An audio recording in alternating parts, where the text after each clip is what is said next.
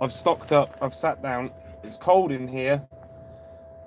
I'm putting my beers. I've got a couple of beers with me for the road. Just putting them somewhere where they can get nice and chilly. Somewhere level with my face should probably do the trick because my face is freezing.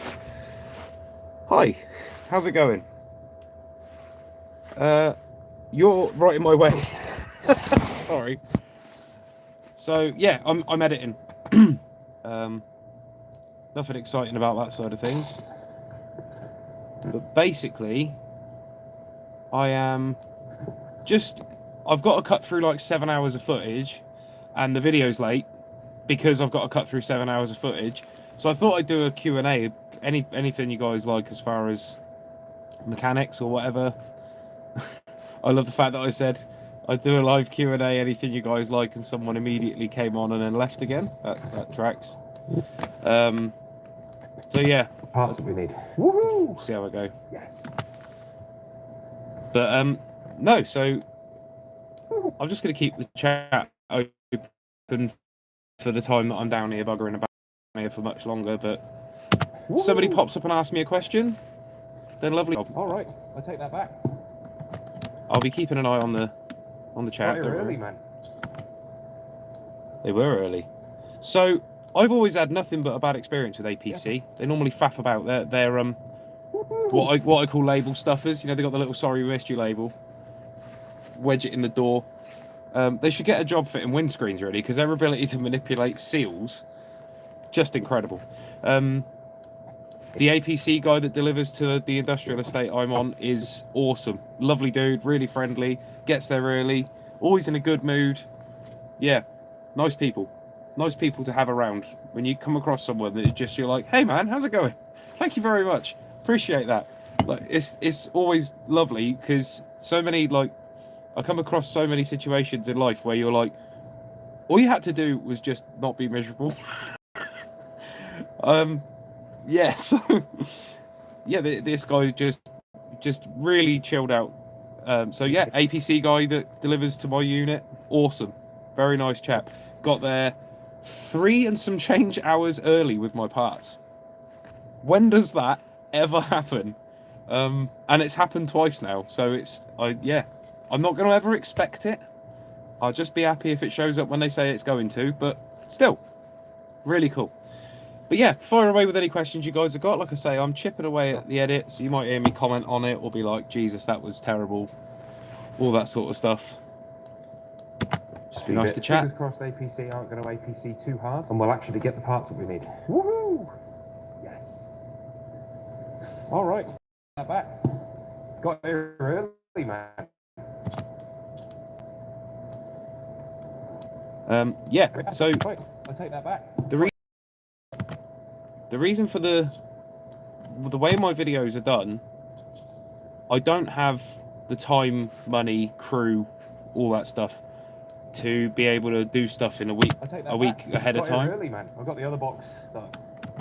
And yeah, long story cut enormously short, I am filming as I'm working. So sometimes it really comes down to the wire.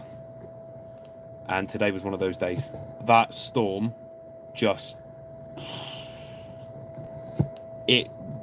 refused today. Got here early, man.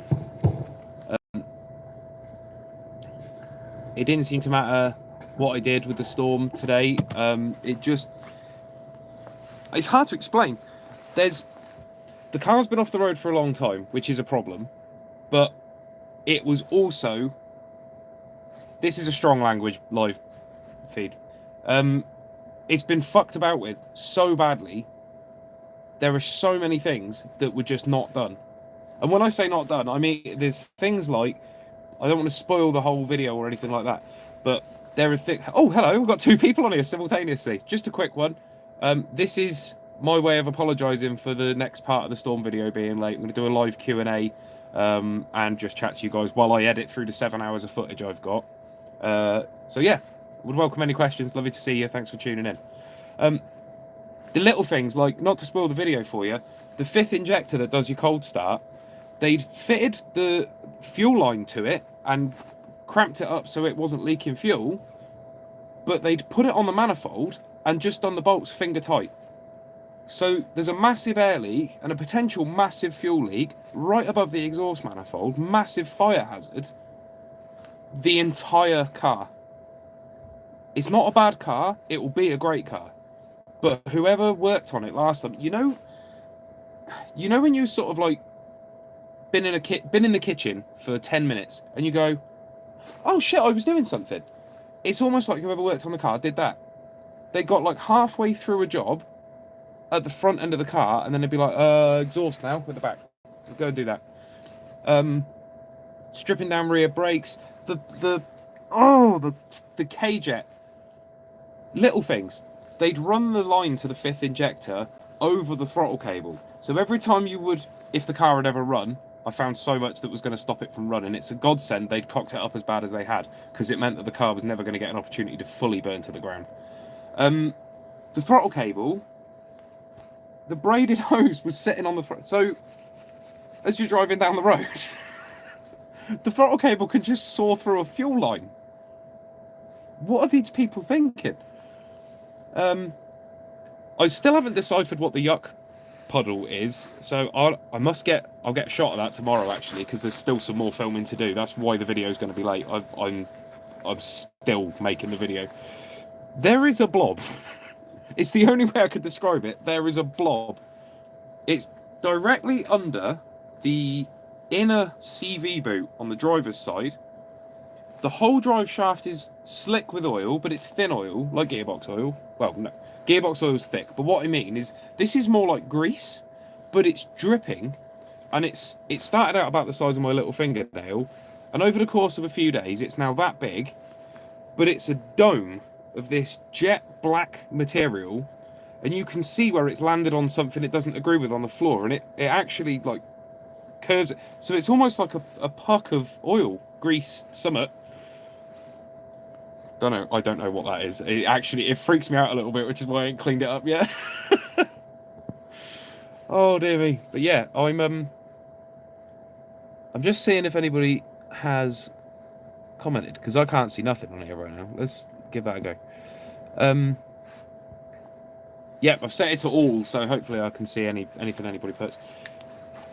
So we had an incident today with the fuel distributor, which you'll see in the video, that frightened the life out of me. iPro. I'm in that building on my own. I need some iPro. I've got an iWash station, but I'd rather not need the iWash station. So I'm going to get myself some iPro. It was bad. It was really bad. What else? I mean, I'm supposed to be editing while I'm chatting to you guys, but yeah, basically, I've had so much time on that car just trying to get it to run today. I won't give away anything at all. The fact that the video's late should hopefully tell you just enough. It's been a bear of a day. It's been a bear of a day. I'm sorry if I seem a little bit just. I'm one of them people anyway. When I've had a long day, my brain just stops working. So by all means, fire away with all your automotive questions. Yeah,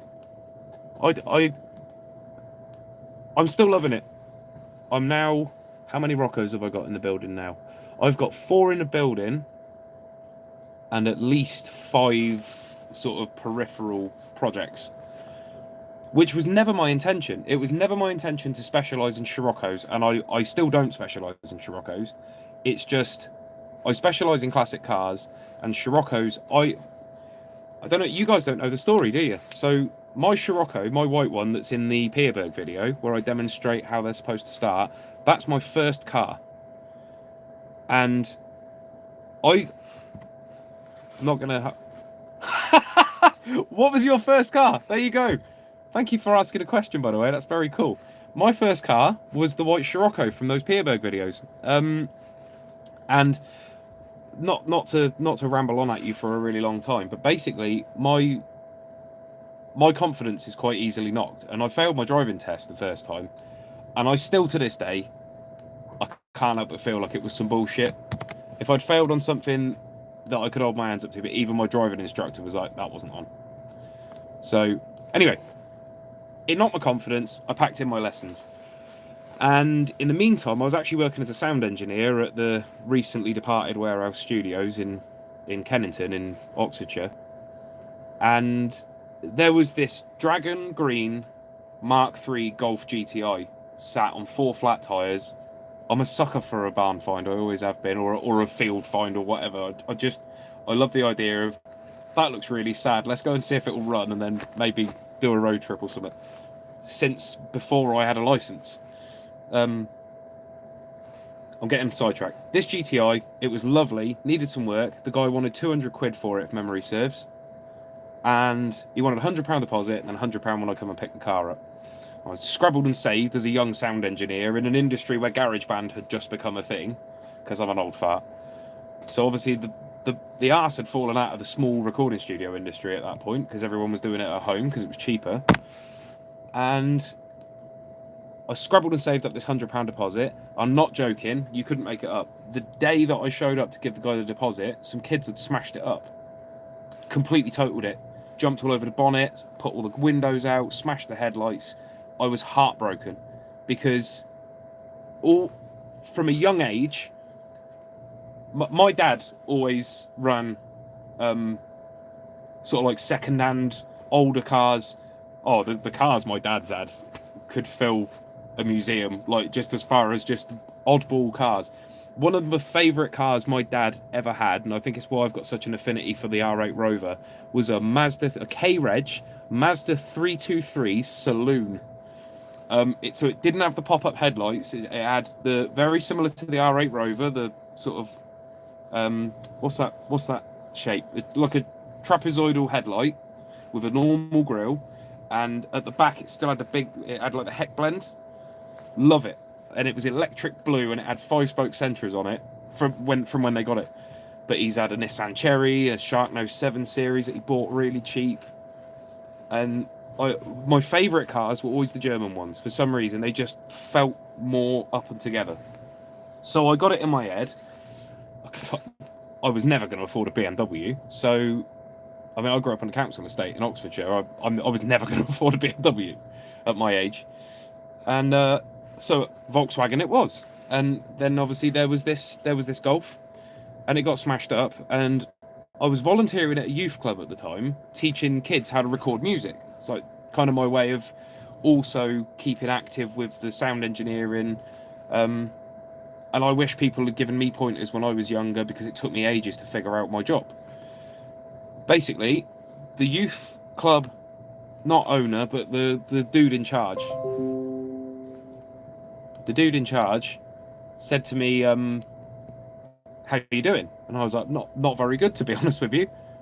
He's like, why is that? I said, I was just about to buy a Volkswagen Golf and it's been totaled by some little bastards. I'm devastated, because I only really want a Volkswagen and I only really want an older one. And he said, I've got a Scirocco in my garage if you're interested. And I was like, here we go. There's no way I can afford a Scirocco. There's just no way I can afford a Scirocco. I was like, go on, and how much? Just so that I can be like, nah, sorry, way out of my budget, and be done with it. And he went, 300 quid, mate, it doesn't run. Oh dear.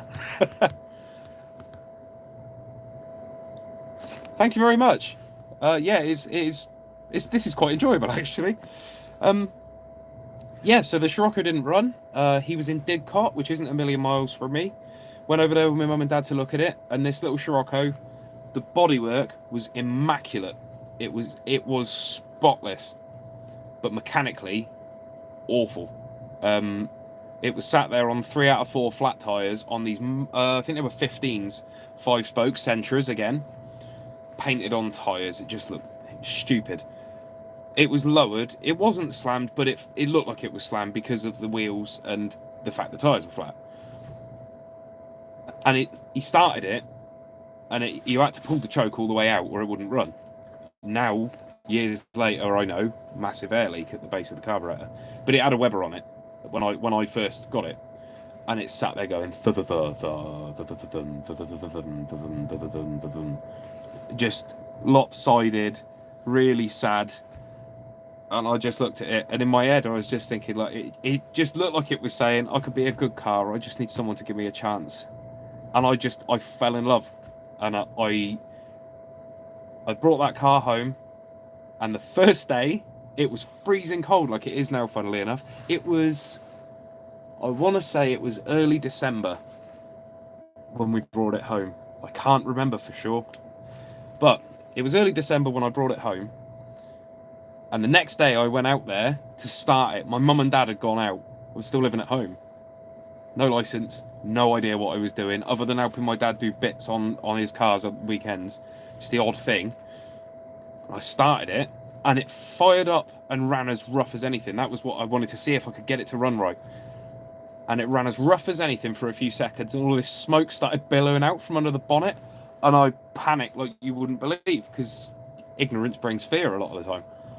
Turned the engine off, ran inside and grabbed a fire extinguisher and put the bonnet up. The water pump was seized solid because it was frozen solid because there was no antifreeze in it. It's just full of water. Luckily, we didn't lose any core plugs. And yeah, anyway, me and that car got each other back on the road. Every time I fixed something on it, I wanted to drive it that little bit more. So I started getting into really tried, and I got through my second test really well. And then took Susie is the car's name. All my cars have got names. Most project cars that come through end up with an internally designated name. Hello, Mark. I'm feeling much better, thank you, mate. Oh, for anybody who doesn't know, I had COVID and it put me right on my ass. So yeah, I'm feeling a lot better. First full day back at work today, and it was a bear of a day. But yeah, I'm feeling better. Where was I? Oh yeah, so I put the car in for its MOT, and the rear brakes locked up on the ramp, and shut the MOT station down. That was good. They sorted the brakes out for me because I hadn't done rear brakes before, especially those drum brakes. Obviously, you know they can be a bit of a bear to put back together for anybody anyway. Yeah, and that was it. We were on the road, and then I went and chased insurance quotes, and because I was 21 years old and it was my first car and it was a Volkswagen Scirocco, I had to take a pub job to pay for the insurance premium. £3,241.67, if memory serves. Yeah, what a ride. It's my wedding car. Brought my daughter home from the hospital in it. Great times. Still got it now. Anyway. Yes, and it will be my daily again very soon. I just need the time. But other people's Scirocco's pay the bills currently, so that's what we're doing. And as soon as there's a slot in the workshop to bring her in, it will be back on the road as a daily. I really like my Rover. I don't like my Rover as much as I like my old Rover. And it hurts me to say it. I think I'm going to have to sell the Rover. I don't get on with it. It's fine. There are times like when you can, it's an estate, so you can fill it and it gets 45 to the gallon no matter how you drive it, and it always starts in the morning and all the rest of it, but it's just not the same car that my saloon was. You should never compare cars for that exact reason. But yeah, I really should. This is supposed to be a video of Q&A while I'm editing. There we go. Quick question about KR swapping a Mark II Scirocco 1.6 carbed.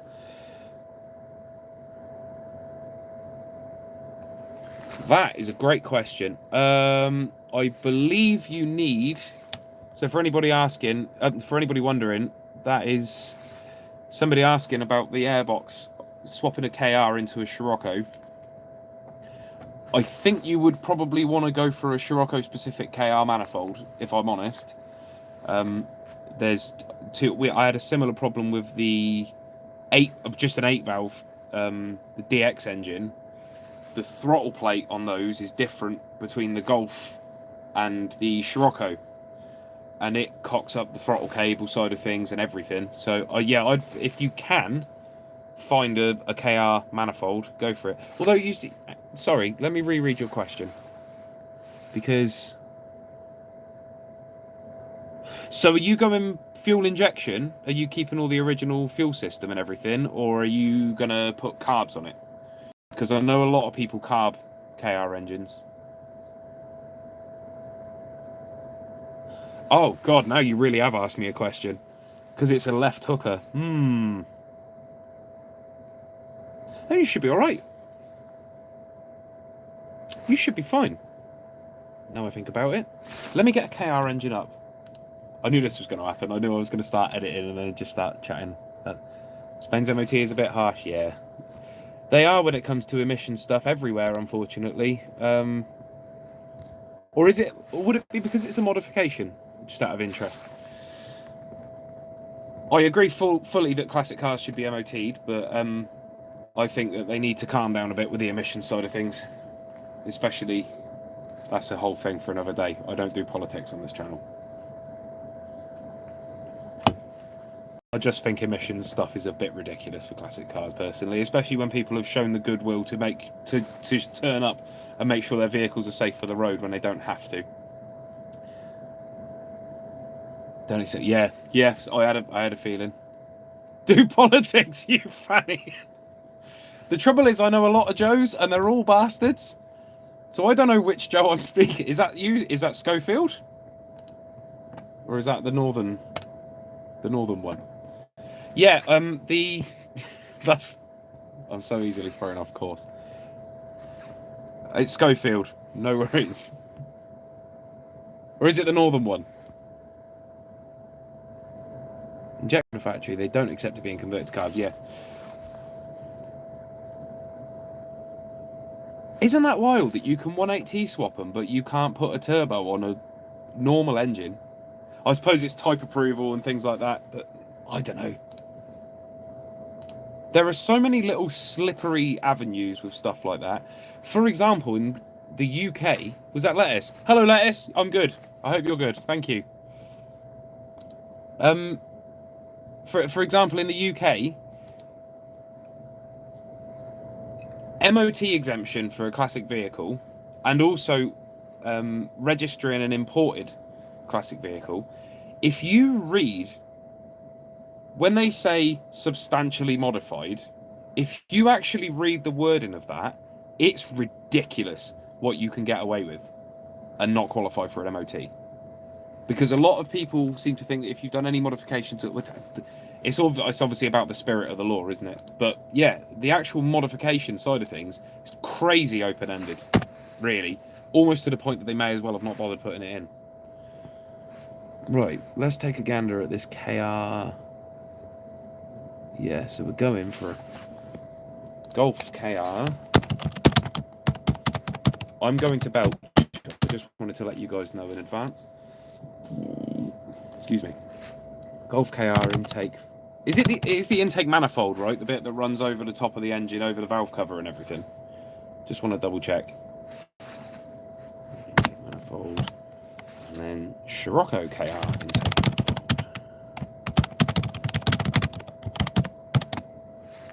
My computer is slow as molasses, by the way. If you think it takes me a long time to upload videos, you should see what it takes to edit them. Okay. So is the throttle body on the different side on the... I'm sure it is. Is that what I'm thinking of? It probably would help to establish if you're talking about the airbox or the throttle body. Or the airbox or the intake manifold, I mean. As far as swapping, why will this notification will not go away? And it's really off-putting. My attention span's appalling, isn't it? What's that about? There we go.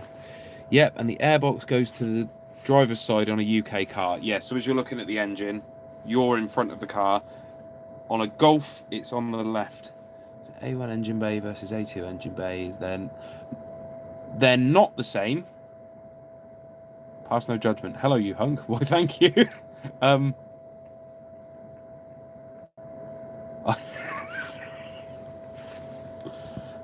I just lock up stuff like that. Where?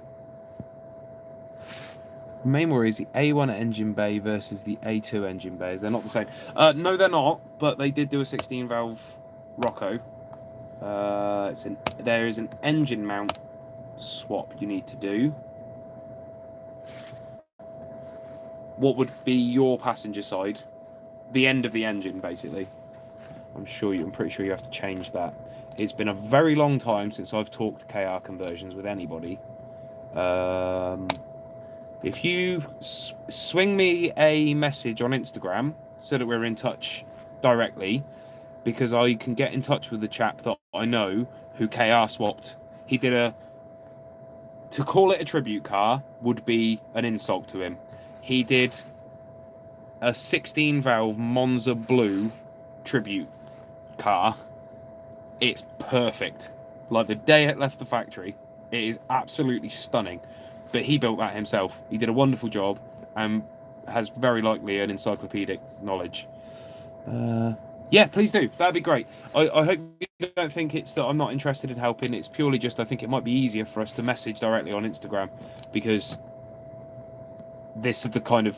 It's been a while since I've talked to anyone about doing stuff like this, and I don't want to give you bad information. So it gives me a minute to sort of just check over a few bits. I'm pretty sure you should be fine. I'm sure you need to do something with an engine mount on the end of the engine. But other than that, because it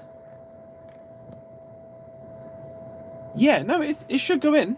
It should go in nicely, actually. Like I say, that Volkswagen did it themselves in America. They just didn't bother with pretty much anywhere else, which I thought was crazy. That you look at the stuff the American spec Rocco's got, you're just like, why didn't you do that in the countries where they were so much more popular? The UK gave the Scirocco its heart. We loved them here when they were new, and they've still got a really good following. And we got the best engine we got was the DX, as far as power. Yeah. Anyway, be great to talk to you. Right, I haven't missed anyone, have I? I said hello to Lettuce. That's good. Okay. I should probably crack on with editing this video while I'm talking to you guys, or this isn't going to get done. I literally have 6 and some change hours of footage. Do you know what I'd love? If the chat would just stay up. I've never done a live stream before. Can you tell? I've never done a live stream before. But it's really annoying to me that the chat fades out after a while, because I'm quite happy just seeing it there. Why are there so many Scirocco's? You're not being annoying at all. It's a live chat Q&A. You're asking me questions and I'm answering them. No problem at all. I don't know why there are so many Scirocco's in the UK. I really don't. We've always had an affinity for a German coupe. I think doesn't help matters. Hello, Alan. Nice to see you. Thanks for stopping by. We're chatting Scirocco's at the moment. I'm supposed to be editing video, but you guys are much more fun to talk to. I love editing videos, but yeah, completely agree. They are awesome. I think more than anything, to be honest with you, it is just the cool factor. In America, I'll choose my words very, very carefully here, because I might set the chat on fire. Americans, obviously, I adore American cars and America, and one day to move there. So let's start with that. So it doesn't sound like I'm being dismissive of American vehicle taste. But what I'm saying is, Americans generally back then seemed to be more interested in their version of what the Europeans were doing a lot of the time. So there were cars like the Plymouth Laser and things like that.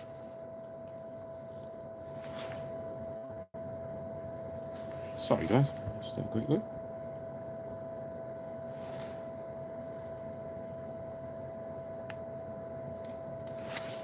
Hello John, nice one mate. Oh, that's sweet, isn't that? Send us a message, it'd be good to catch up. Another customer of mine with an awesome another pearl green Mark II. So there are 3 pearl green Mark IIs that I've had dealings with recently. Varying stages of trouble. So One has now become known as the Green Peril and belongs to a very loyal customer of mine who is a thoroughly lovely chap. We have just had the worst run of luck with that car. We fix one thing, something else breaks.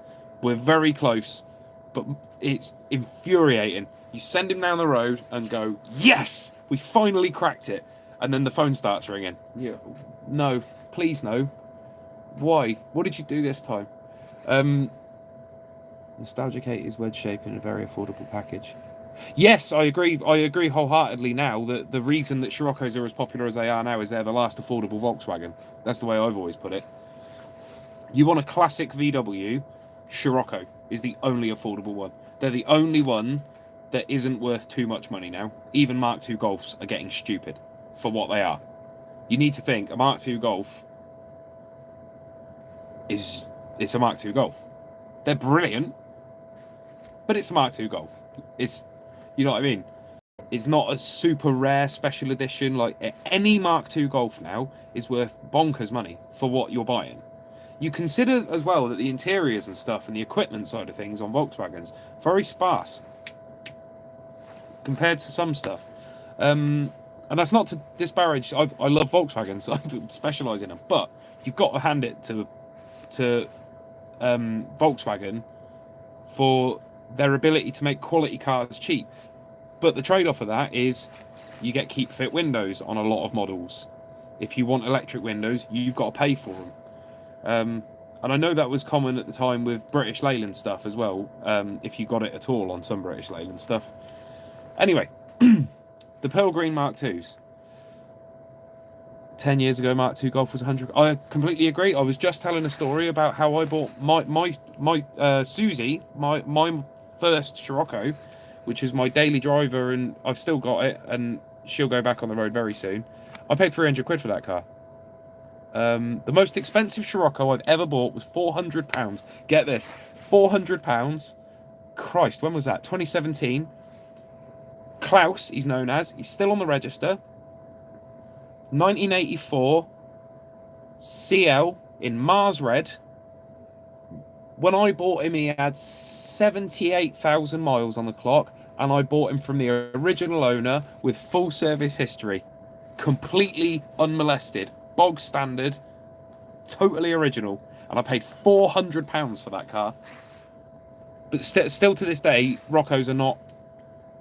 Is that the white Mark II Scirocco? Yeah, that's the one. Susie, that's my daily. Good as gold, that car. I miss driving it terribly, and I need to get it back on the road. But yeah, I think that's the reason that Scirocco's are so popular now, is that they're so affordable. If you want to get into Volkswagens, you buy a Scirocco, because they just aren't. People just aren't asking silly money for them. I wouldn't say they're not asking enough for them. I would say they're priced about right, really, for what they are. 30, 40-year-old German coupe that's not particularly fast, handles very well. I've always said that a Scirocco is the most fun you can have at 40 miles an hour. They aren't fast, and anyone who says that they're quick, they're nippy in British spec. They're quick. They go quite well for the time, but they're not fast. Like, you drive a Lancia Beta versus driving a Scirocco, for example. The Beta is... they scared me the first time I drove a Beta. I was gobsmacked at how fast they were. Because I thought... Because they've got that same sort of... I know the Mark II was designed in-house, but they all share that sort of Giugiaro lineage. I've just butchered that name. Nobody can pronounce his name. But yeah, so the styling and stuff, they're very similar. And my experience of that era of car to drive at the time was the Scirocco. A carburetted Scirocco, 90 horsepower. They're all right, actually. I think they're nippy for what they are. But I got a Beta. Shit! I was really impressed. But yeah, for what they are, I think they're priced appropriately. Now, they're going to go silly soon. If you want to buy a Scirocco, I would buy one now. One day we're all going to wake up and people are asking £5,000 for a rot box. Guarantee it. That's one thing I hope is, if I can be a little self-indulgent for a moment, that's one thing I hope with making videos on Scirocco's that doesn't happen, because my channel has a tendency to have videos that have a weirdly large amount of views suddenly for no reason. Was it really? 1.6 Scala. That's interesting. What colour? What colour? Because the Scala's always got the best interior relative to the body colour. Please tell me it's red. I love the red interior on the Scala. That is outrageous. The red colour coded with the black vinyl back. White Scala. White tail lights? White tail lights would be great. Is that how you ended up knowing about my channel by any chance? Because I've been pulling this poor old girl Carla out of that ditch. Yeah. What were we talking about? My attention span is appalling. I'm really sorry. I'm genuinely interested in talking to all of you all at once. That's the problem. Ticking in the clocks and jumping needle in low gears. Is it a new or old cable? Did you buy a new one or did you buy a used one? Original with white tail lights. Perfect. That's great. I love a Scala. I do love a Scala. Brand new cable.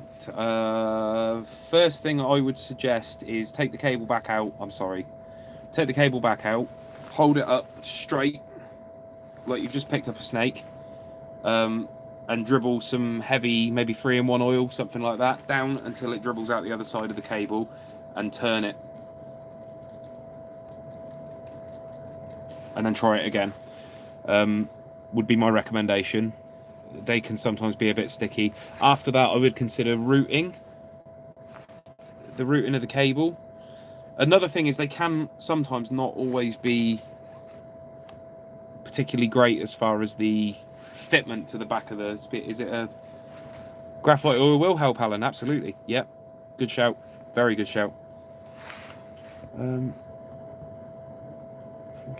Jetta 1.8 in COVID times with tutorials helped me with the diagnosing the peer bug. Oh, brilliant.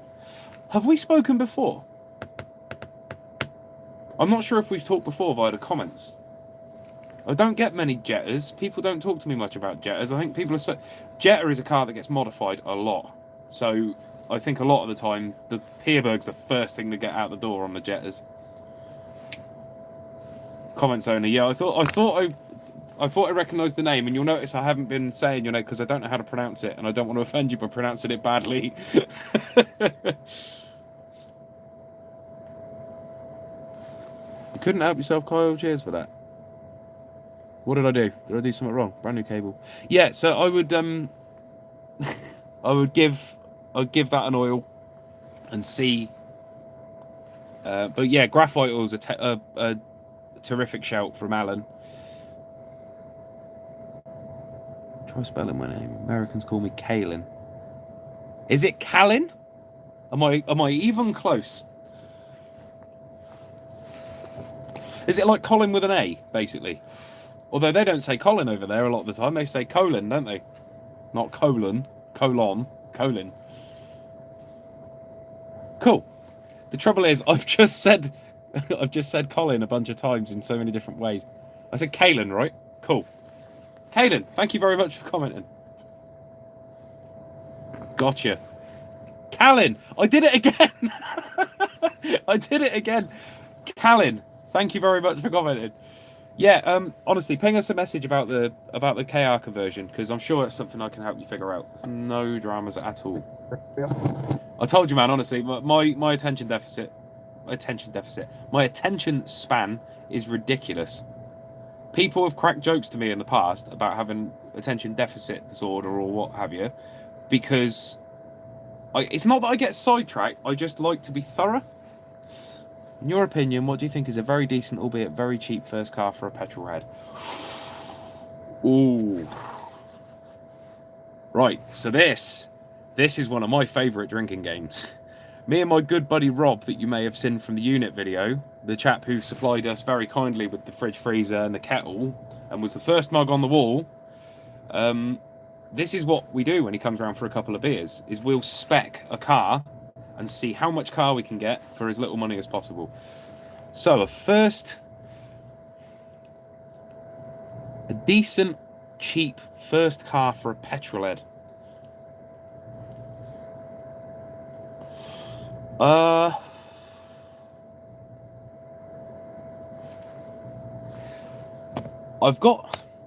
I'm a little bit behind the times actually, because we haven't done that for a while. I'm not sort of up on market values and things now, but the one I always used to recommend to people was a 6N or 6N2 Polo, because they're wicked. They drive brilliantly, and they were really cheap at one point, but they're probably disaster money now, aren't they? I would imagine. Sorry if I'm sniffing, I'm doing my best. I'm nearly through it as far as the symptoms, but still got a bit of a sniffle. Mark IV Bora. Bora's a great looking car. I like the Bolf. Have you ever seen a Bolf conversion? They're quality. They were all the rage a few years back over here. I don't know if that was something that happened in the rest of the world, but the Bolf. Bora front end on a Mark IV Golf looks the bollocks. Really, really do like that. 6N2 Polo for sale. Are there any for sale?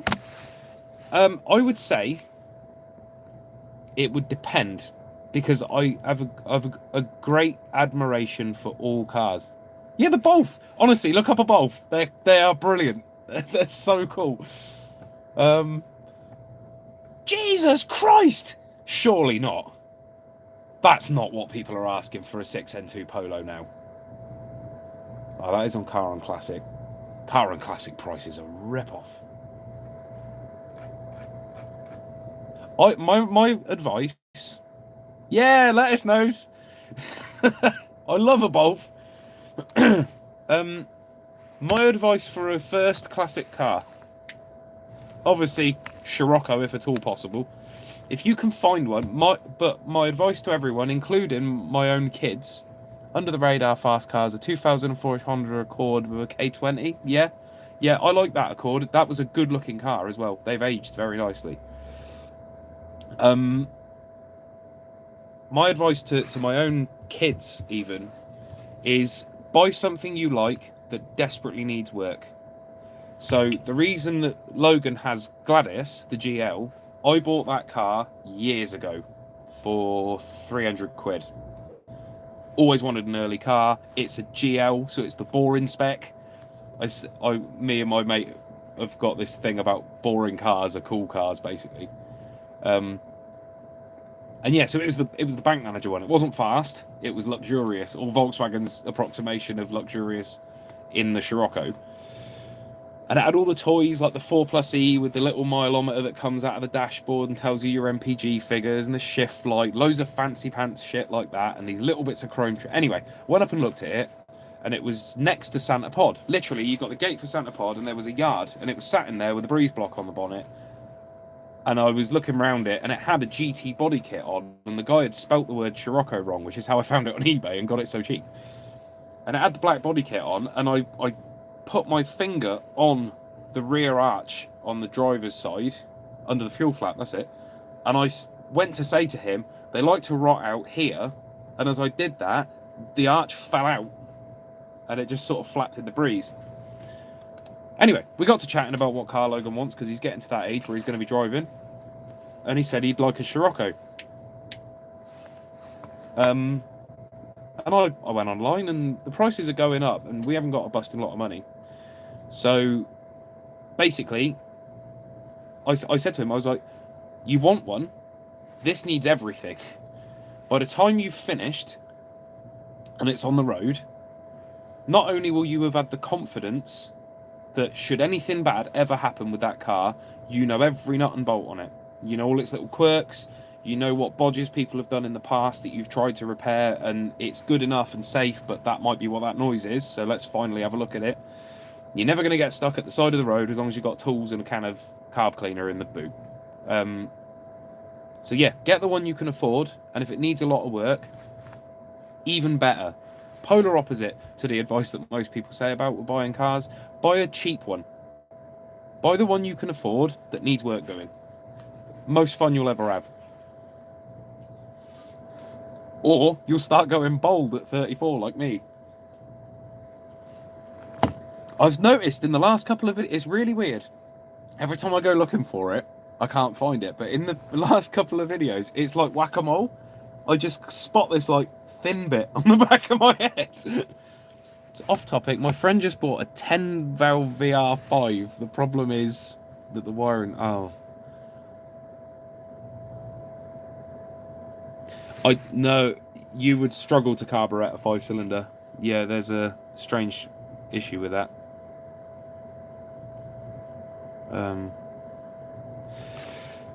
Yeah, you're gonna have to go looking for a loom, unfortunately, or have somebody make you one.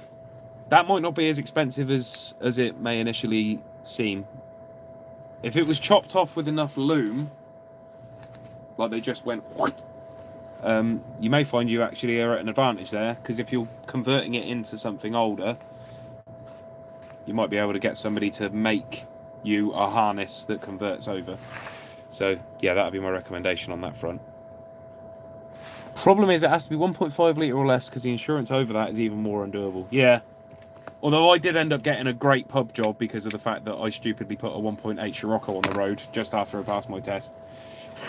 That was maybe not something I completely recommend, but yeah, basically. So the other thing with Gladys was it needs everything. So Logan is going to know that car inside and out by the time it's back on the road. So we never have to panic about him. If he wants to go on holiday with his mates down to the coast or whatever, we know he's going to be safe because obviously we'll have worked on the car together. We know that the car's sound. And it's tax exempt and it's MOT exempt. The MOT side of things is tricky because all the vehicles that leave my workshop will go with an MOT, whether you like it or not. If you bring me a car that's been in a field for 25 years and expect me to put it back on the road, you better be understanding of the fact that it's going to go for a final MOT at least. All the cars that leave my workshop that have been off the road for a long time go for an MOT, whether they need one or not, because I like people to give what I've done a second look. Anyway, but yeah, the classic insurance side of things is well worth considering, and especially when you're younger and you're not doing 12,000 miles a year or whatever. You've got the limited mileage policies. There's also the agreed valuation aspect of it. You're dealing with people who understand the car that they're insuring. So I would recommend just getting a classic, especially one that's over 40. A point. And I don't know if anybody else feels the same. So classic cars are getting mental, right? Like, we can all agree on that. Fords now, they aren't worth that money. They just aren't worth that money. I don't know anyone in their right mind who is going to pay that sort of money for a classic Ford now. The last couple of years, they've gone stupid again. Volkswagens are getting high. They're not as bad, but they're getting higher. Vauxhalls are going a bit silly.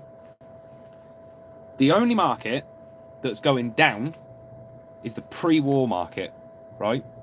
And some of these old buses have made it to over 100 years old at this point.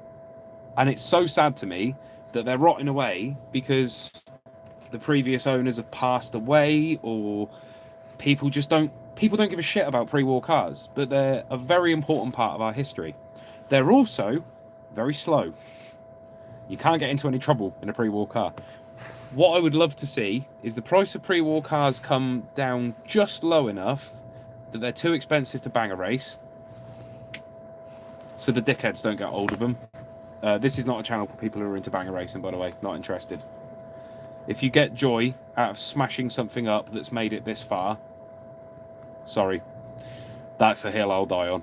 I cannot stand banger racing. Anyway, if you can get the price down to the point where young people can afford them, wouldn't it be great for the next sort of generation of classics to... The next generation... Sorry, I'm just reading the comments. Wouldn't it be great for the next generation of classic car owners to be pre-war owners?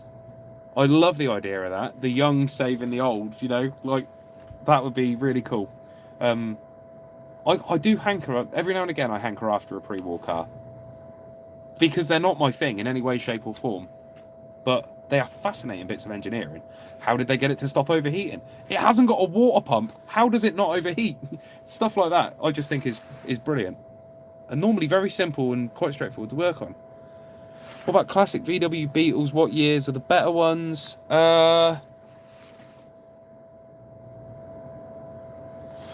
So, I had a 72 single port, and I hated that car, but it was the exact one I wanted. Me and that car just didn't get on very well, is the crux of it. But basically, I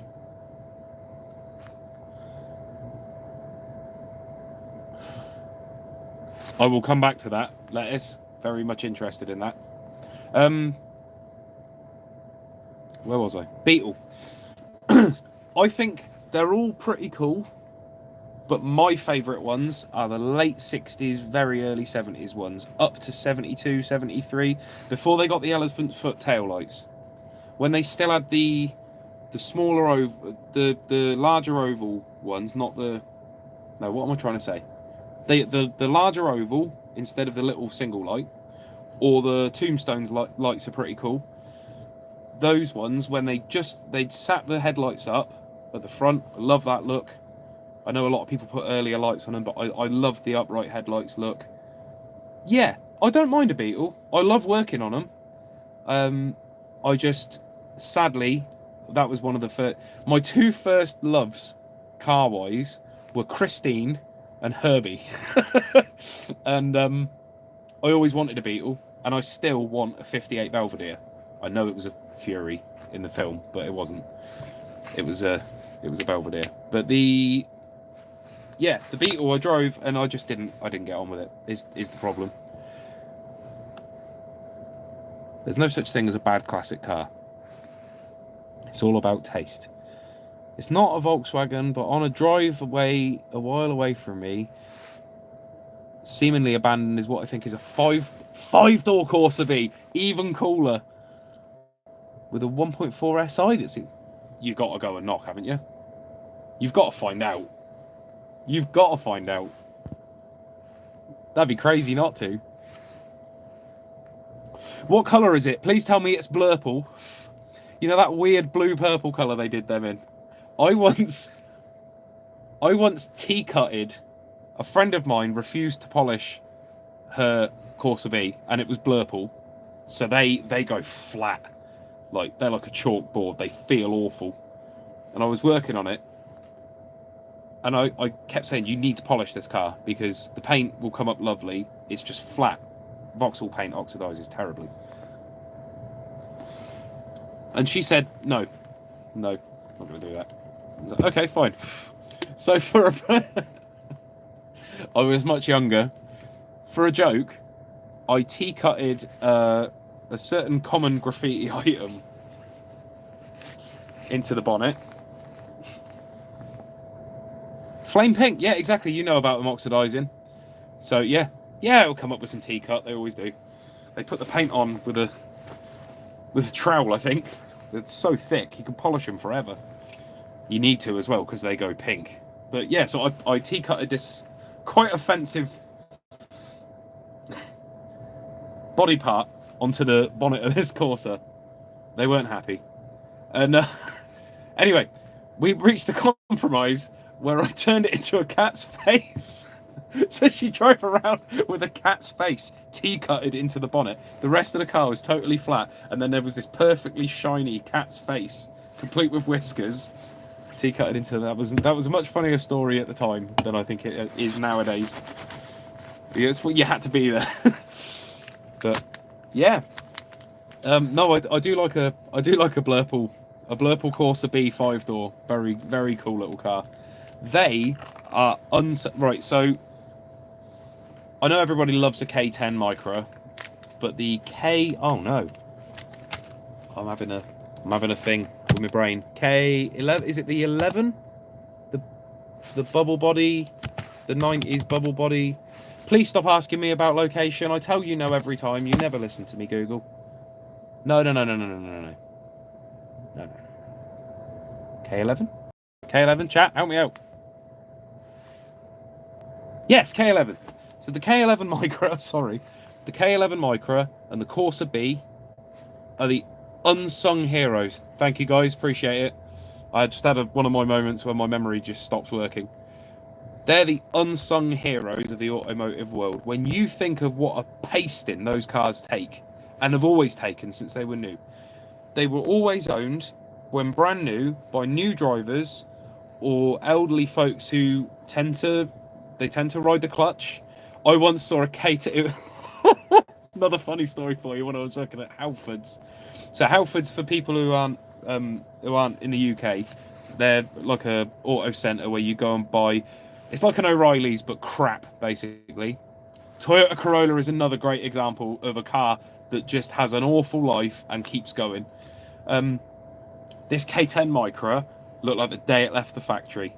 Other than the plastic wheel trims were peeling paint, it was gorgeous. It was that pale silvery blue colour, very similar colour to the colour my dad's Datsun Cherry was, actually. And me and my mate were looking at it, and she's like, "This is gorgeous." This old dear come out of the shop next door.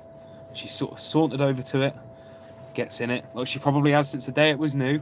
She shut the door, and it went chirrip vroom, and I was like, oh, like first flick, typical Japanese classic car. Just, yep, of course we're gonna start. Why wouldn't we? It went chirrip vroom. Wah! She literally just matted the throttle and slipped the clutch slowly out of the parking space, and then ground it into first and bunny hopped it through the car park, and off she went. And the smell of clutch is like something I have never smelt before. And I'll bet you that K10 Micra has been doing that for 30 years. And the K11's just the same. They both suffer from a bit of tin worm, but the K11 is just the same, as is the Corsa B. They never get their oil changed. Once they get to about 5 or 10 years old and they're worth 14p, no one ever changes the oil. A friend of mine had one that the sump had rotted out on. They never get the oil changed. The clutch gets ridden relentlessly. They get reversed into. They reverse into stuff.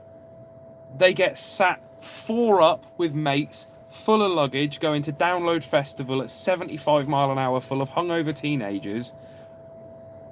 And they just do it. They just put on the... Yeah, probably was still on the original clutch, in fairness. Yeah, they just put up with it. And I love cars like that. I've got a couple of friends who have got great stories like that. I won't tell them for them. It's their stories to tell. But maybe I'll get them on one of these sometime for a funny car stories video or something. Because they've done some great road trips and stuff. But yeah, basically, I think those are cars that badly need saving, and now they seem to have hit a ditch recently. I've seen a few K11 Micras recently that are just being treated like dirt, and I'm like, oh, that's a classic car now. Please look after it. No, you've matte blacked one wing and you've bored holes in the boot with a hole saw. What are you doing? What's the checkered flag roof about? But it keeps them going. Because one day, whoever owns that's going to get... Sorry, my back's hurting. One day, whoever owns that car is going to get bored with it, and it will sit for a bit, and someone will come along. How much do you want for that, mate? And they'll save it. They've all had stupid mods at some point. But yeah, I love them. I love it. I love a car that can just handle that life, and it never complains. Never judges, and really the only thing that ever kills them is the owner. And what I mean by that is those cars are normally only ever destined for ASM when the owner goes, I want a new car. And it's so sad. It's so sad. I once saw a Corolla that had a ratchet strap holding the fuel cell in and the carpet was the floor. Oh, I do like a Corolla. My dad had a Corolla as a courtesy car when his Focus blew up for the second time. My dad always had used cars when I was younger, and he got a promotion at work, and he had to have a company car, and he fucking hated it. Because you never really get to know a company car, and it's not fully yours and all that. And he had a Ford Focus 2007 Ford Focus diesel. And in the short time he had that car had 3 turbos and 1 engine. The second time the turbo went, it took the engine with it. My dad doesn't drive like a dick. I got taught to respect cars from my dad. My dad's a good driver, and he doesn't drive like a dick. That Focus ate turbos like you would not believe. Where was I going with that? Oh yeah. So my dad always had used cars when I was younger, but one of the times, I forget which, it was a while ago. One of the times that the Focus ate a turbo, he got given it was like a. Oh, my wife's good with colours. I'm crap at them. To me, it's just green. But it was like I suppose you could call it like an aquamarine. What year would it have been? Sorry, it wasn't a new car. It was a used car. Maybe a '98. I think it was an S reg. 1998. It was. It was the one with that sort of trapezoidal headlight. Oh, you got a Starlet. Great little car. A friend of mine had it's the turboed one. GT. Oh my God, what is that? I've got post-COVID brain on the tail end of a long day, I think is what's happening here.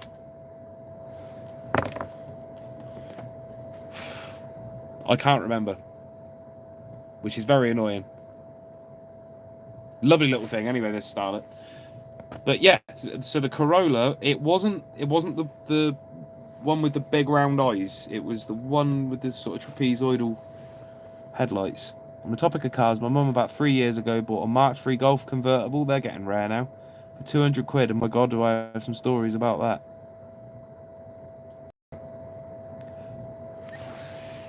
Galanza.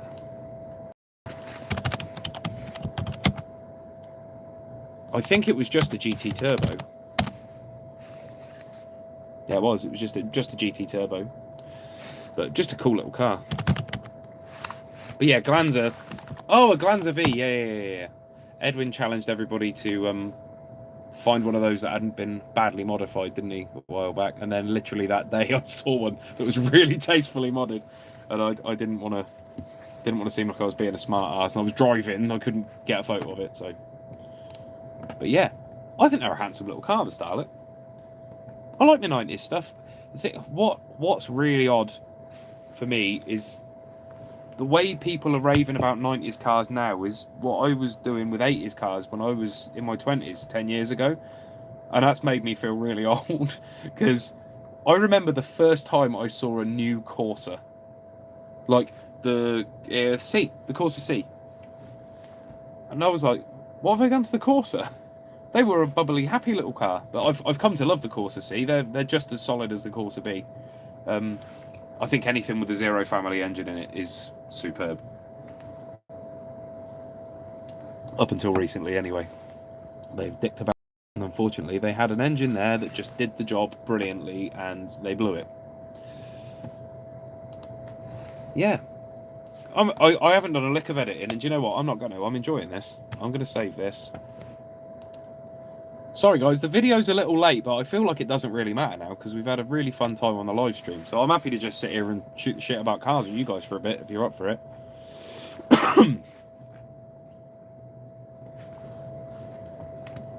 Oh, very nice. 1.3 Starlet.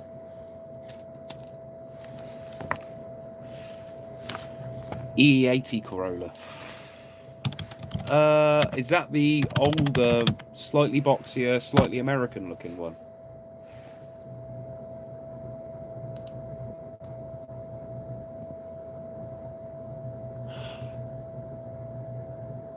That's a handsome little car, isn't it?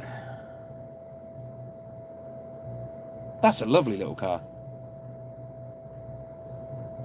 Do you remember when cars had faces?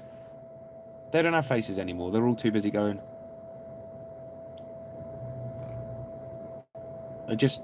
Yeah, every car had a different face, I feel. Don't know, probably just being an old... I'm probably bringing some... What is it? The young whippersnappers nowadays like to say. Bringing some boomer energy to the conversation.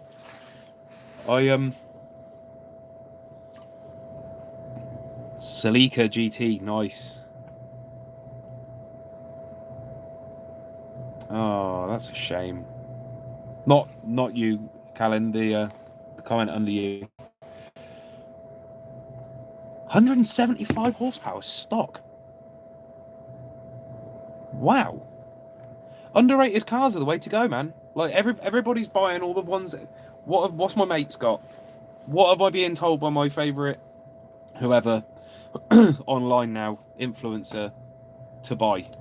Let's go out and chase that. No. Buy something weird. Make something weird cool. I think is the best way, personally. I remember when Scirocco's were considered weird. Yeah, they're all right, aren't they? Anyway, so this is my Golf. Whoa, we all got the same car, man. Bought a Mini Cooper S R53, very cool little car.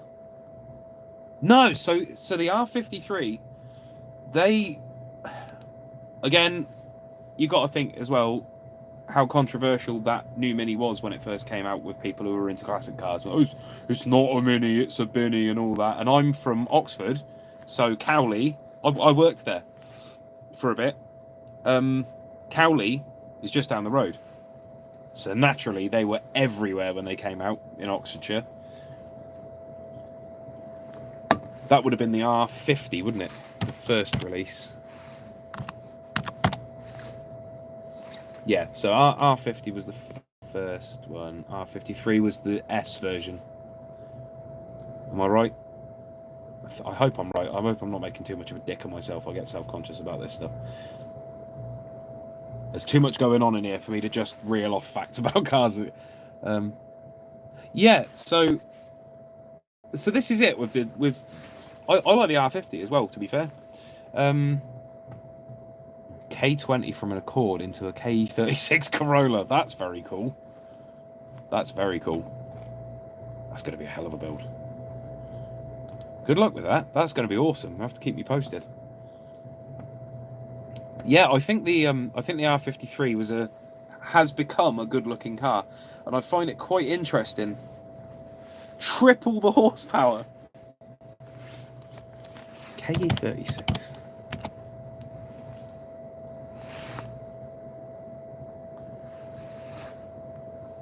Oof. Why don't we build those well, we never did. The Japanese did, which is why they're so handsome.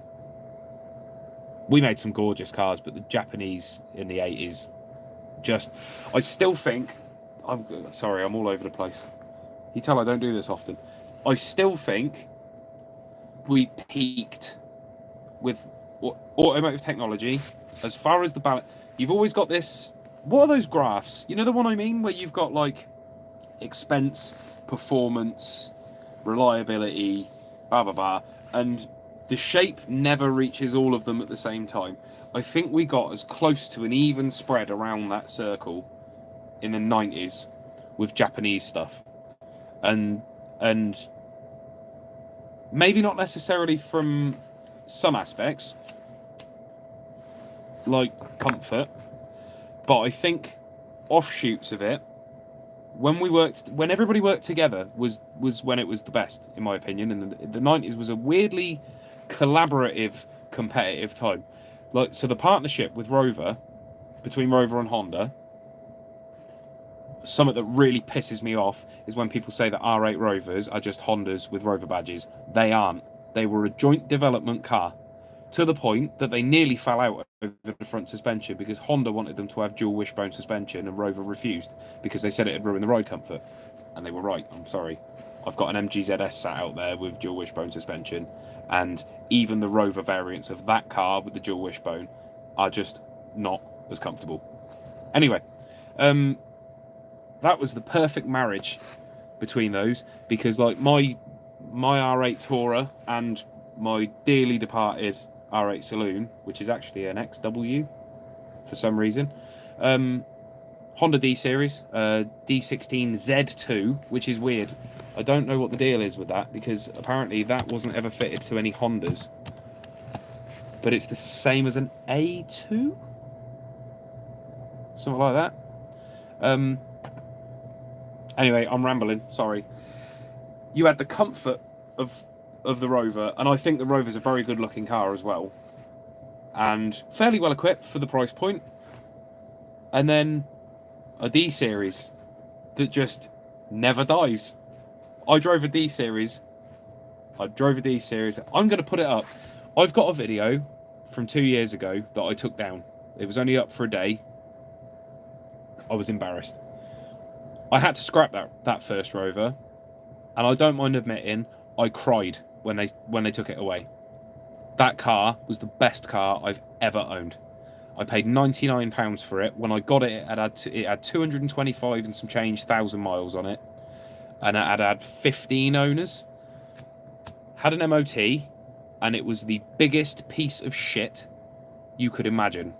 I paid £99 for it. The guy gave me £1 back of 100 quid cash. So I genuinely did. And I did 6,000 miles on a blown head gasket in that car, just waiting for it to pack up. And it didn't, to the point that the timing belt was due. So I did the head gasket at the same time as the timing belt. Those D-Series engines are absolutely indestructible. You want to talk about indestructible? Yeah, the Toyota engines from that vintage up to the early 2000s and Hondas of that period, I completely respect their ability to design and build a strong engine. My God, that D-Series. It burnt oil like it was going out of fashion, and it just kept doing that. It just kept running down the road. It was absolutely happy as Larry. I just need to check on WhatsApp web and just make sure no one's tried to get in touch, because this live stream's gone surprisingly well, an hour and 10 minutes. I'm still enjoying chatting to you guys. I'm not going anywhere just yet.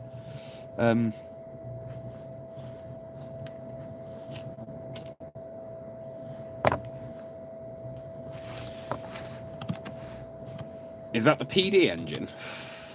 No. Hang on a minute. What did you read? The chat is disappearing so fast I can't keep track. The 827 is a very good engine. I'll give you that. I will give you that. But at the same time, will it do 6,000 miles with a blown head gasket? I'm genuinely wondering. I'd be interested to look. The cylinders all side. It was coolant to combustion, cylinder 3. Hang on, I've got the head gasket here. I kept the head gasket. A few. That's been up there a long time. That is a Volkswagen one. That's from a Bedford Rascal. That is from the Bedford Rascal that I resurrected on my channel. I kept it because that was the second engine I ever built and the first engine my friend Farmboy ever built. So there. Is this it? Don't tell me I bend it.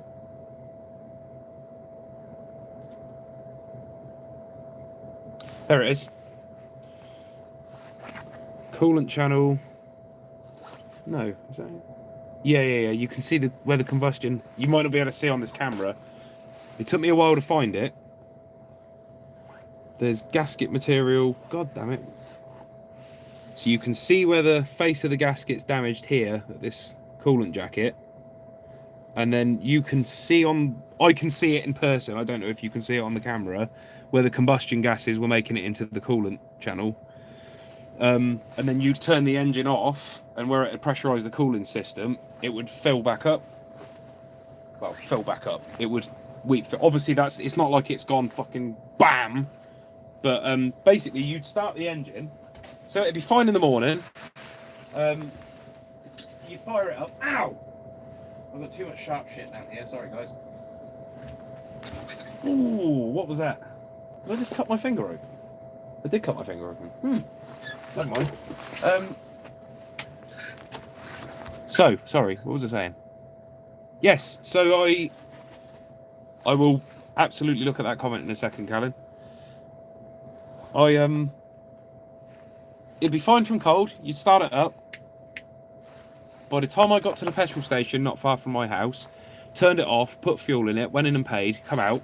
You start it and it goes,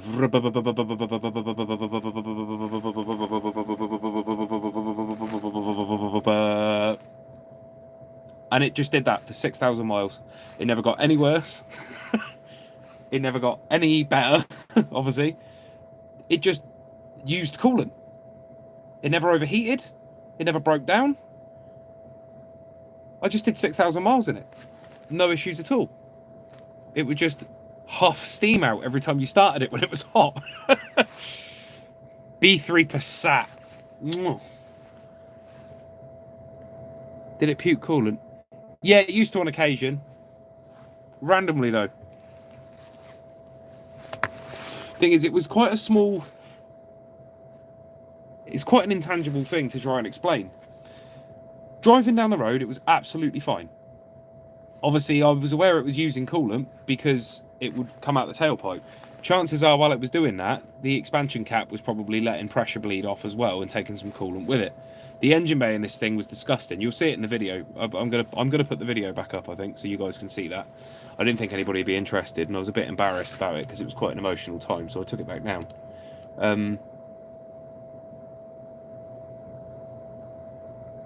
Sorry.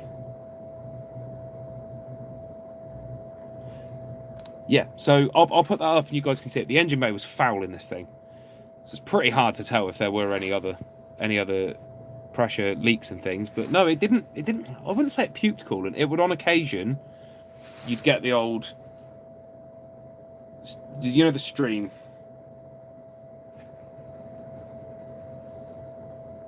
Hello, thank you for joining us. Yeah, you get the old stream down the road. It wouldn't gush, but it would leak coolant. But no, it was just fine. I just drove it. And it, like I say, the timing belt was due. I didn't even get the head skimmed. Animal. It's my daily. Obviously, if it was a customer car, it would get carefully checked over. But it was a £99 car that was coming up on 300,000 miles at the time. 275, actually.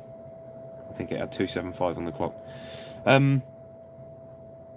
I've got it in my unlisted videos. I'll be able to tell you the exact mileage. But yeah, when the timing belt was due, I just took the head off because it was only an extra however many bolts are in. Was it 10? 10 on the D series? Yeah, 10. Took the head off. Brass wheel on a drill. Cleaned the gasket material off of both surfaces. New gasket, carried on doing the timing belt, and started it up and hoped for the best. It was right as rain. Sadly, the day that car got scrapped, it had been sitting for a few months at that point. It was so rotten. And I can well, but my concern was I didn't have the time or money really to justify fixing it. And I didn't want to sell it to someone else. There'd been a load of dodgy Rovers going around at the time on a page that I won't mention. Basically, they'd look like they desperately needed a lot of work, and within a week or so, they'd be fixed. Sure. And those R8s do like to rot, and this had gone like sill to floor pan, sill to where the trailing arm bush is mounted up to undo the bolts on that. The whole thing would twist away. Brutal. And it was the only option I had. And the day that thing had got scrapped, it sat there for months. And I put a battery on it, and it went chur voom. Like, where are we going today? It's just, it was so ready to just go all over the country again, but the body was not willing, sadly. That was a long time to spend talking about an old Rover that no one gives a shit about. Eh? What are my thoughts and opinions on more modern cars? It's a tricky one. My thoughts and opinions on more modern cars is that we don't buy cars anymore. And I mean that in more than the literal sense. We're buying a phone now. Very seldom does anybody buy a new car to own a new car and go, this is my car. I'm going to own this for however many years. Now, if they buy it at all, it's a fashion accessory. They're not interested in how the car looks. They're not interested in how the car drives. All they give a fuck about is horsepower, which means nothing, especially in the UK with the roads the state they're in. You can't put that power down anywhere.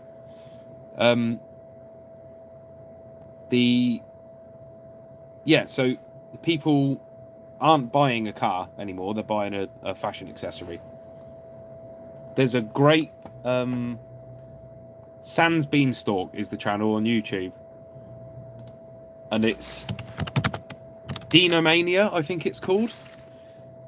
And basically there's a whole thing on there about having like a financed grey Audi in the driveway and all that. It's so true, especially in Britain. We're terrible for it over here. We just want the new car, and when we're bored with it, we get rid of it.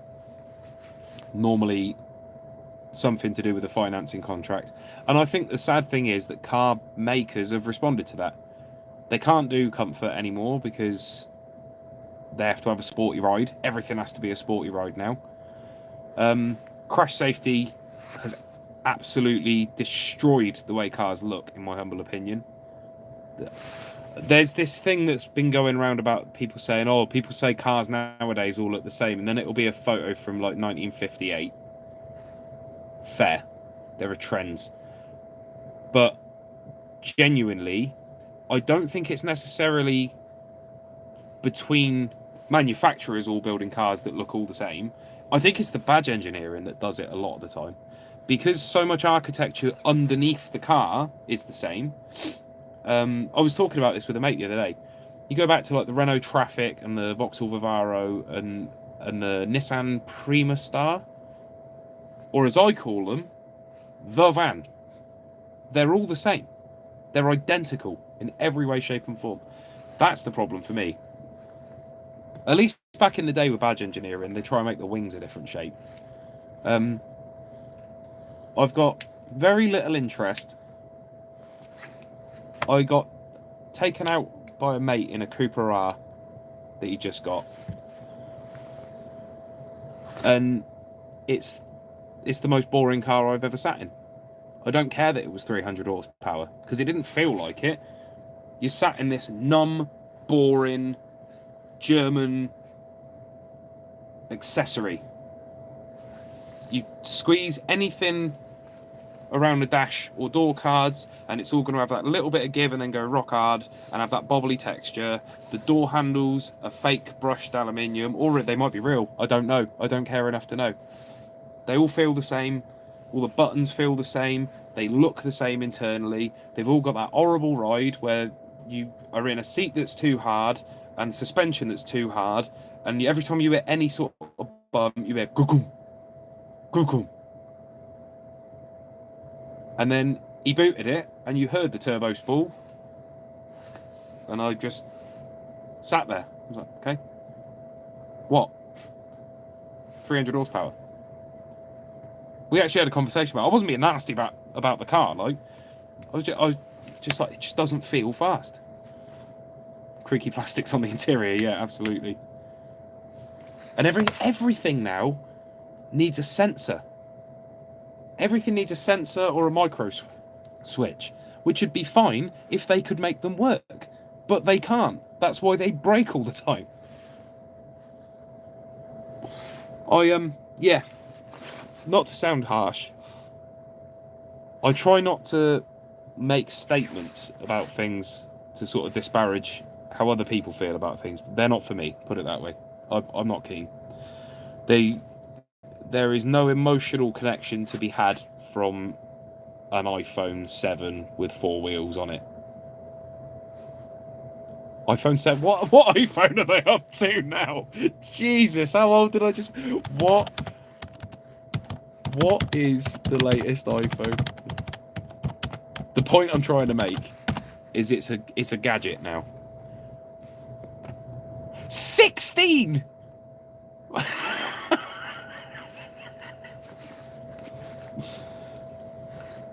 This live stream is coming to you from a Galaxy S8 Plus, by the way.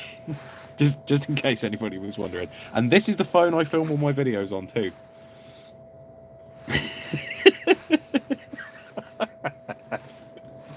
Oh no. Hate the car manufacturers change the height of door armrests because of safety. Yeah, bring back 90s armrest height. I agree. I'm so comfortable right now, man. This is great. Had an MG5 for a while. They're a weird little car. It's like they tried to bring the estate back and then halfway through went, actually, we're going to make an SUV. Does that mean I'm not a fan of all the SUVs? Not really. Not really. None of them do anything for me. The wheels are all way too big. They all look ridiculous. The new Range Rover looks like it's been left out of the fridge for too long and it's started to sag.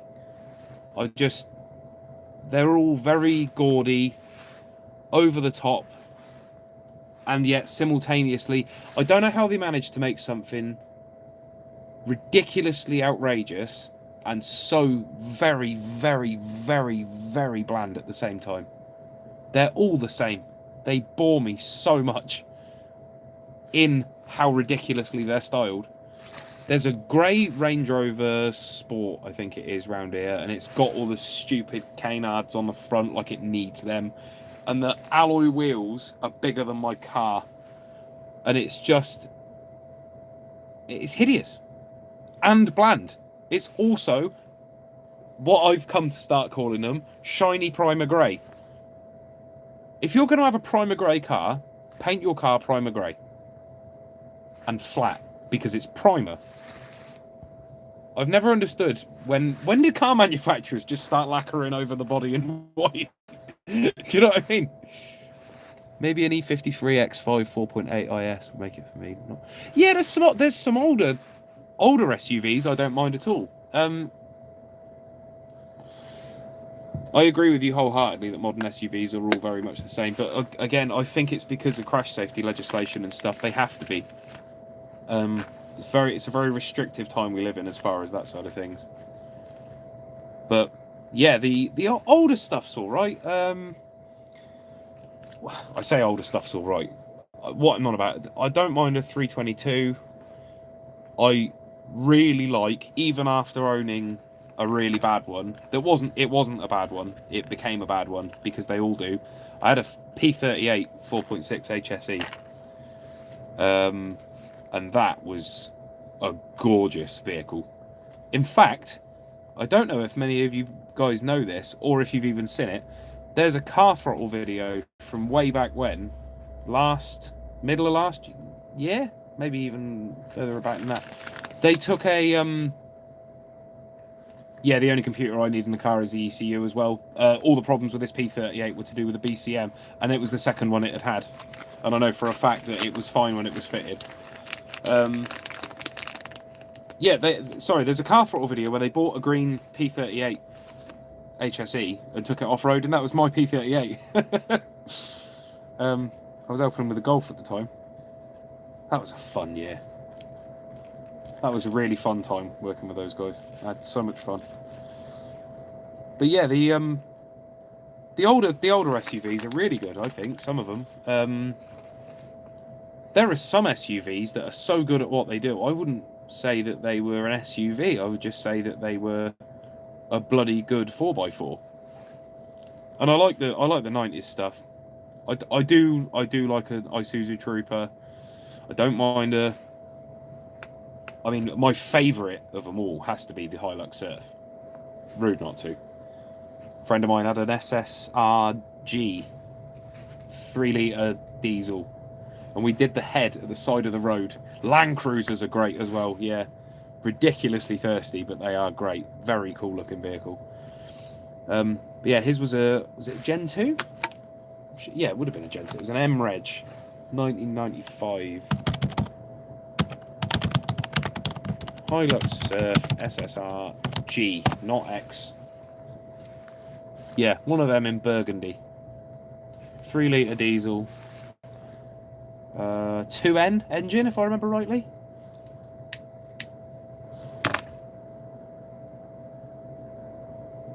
Yeah, I'm sure it was the 2N. It's the one with the porous head casting fault, and his had the porous head casting fault, and it cracked between all the valves. I've got photos of it somewhere. And we did that outside his house. And I've never worked on such a pleasant engine to work on. It's just lovely. It came apart beautifully, because of course it did.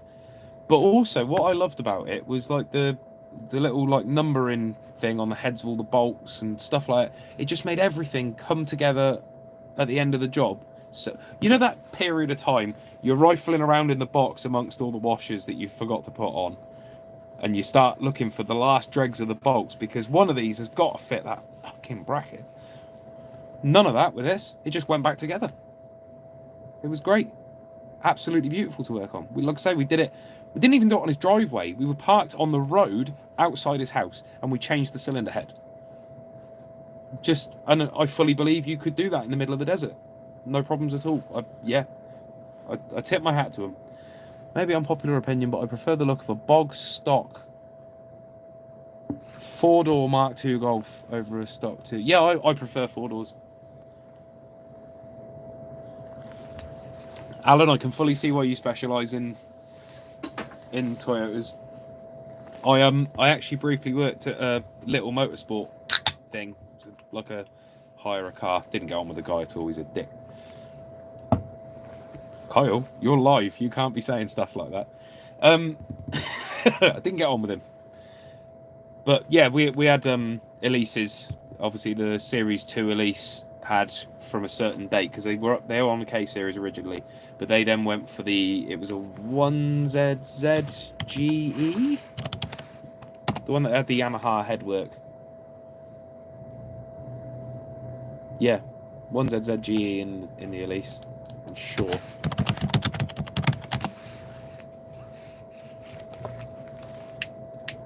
No names and all good indeed. Yeah, we'll say 1ZZ FE. Sorry, not GE.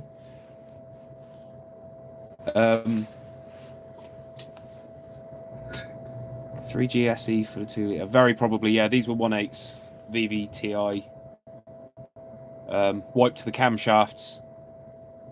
That old chestnut with the retainer bolts and all that. Been there. Yeah, we had one of them. We had two of them. We had a 211. We had a K20 swapped Mark 1 Exige. That was a very cool car. We had a blue Series 1 Elise with a K Series.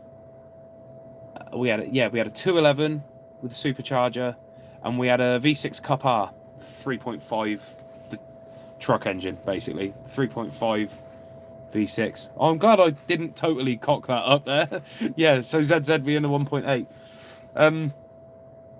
I forget the codes of the other engines, I really do. But yeah, we had the V6 Cup R was a terrifying car to operate because the way it was installed in the vehicle, I think, was part of the problem with it. But basically, a V6 Cup R is a more modern Exige. I don't know the series is. Series 2? Series 3? What's a V6 Cup R?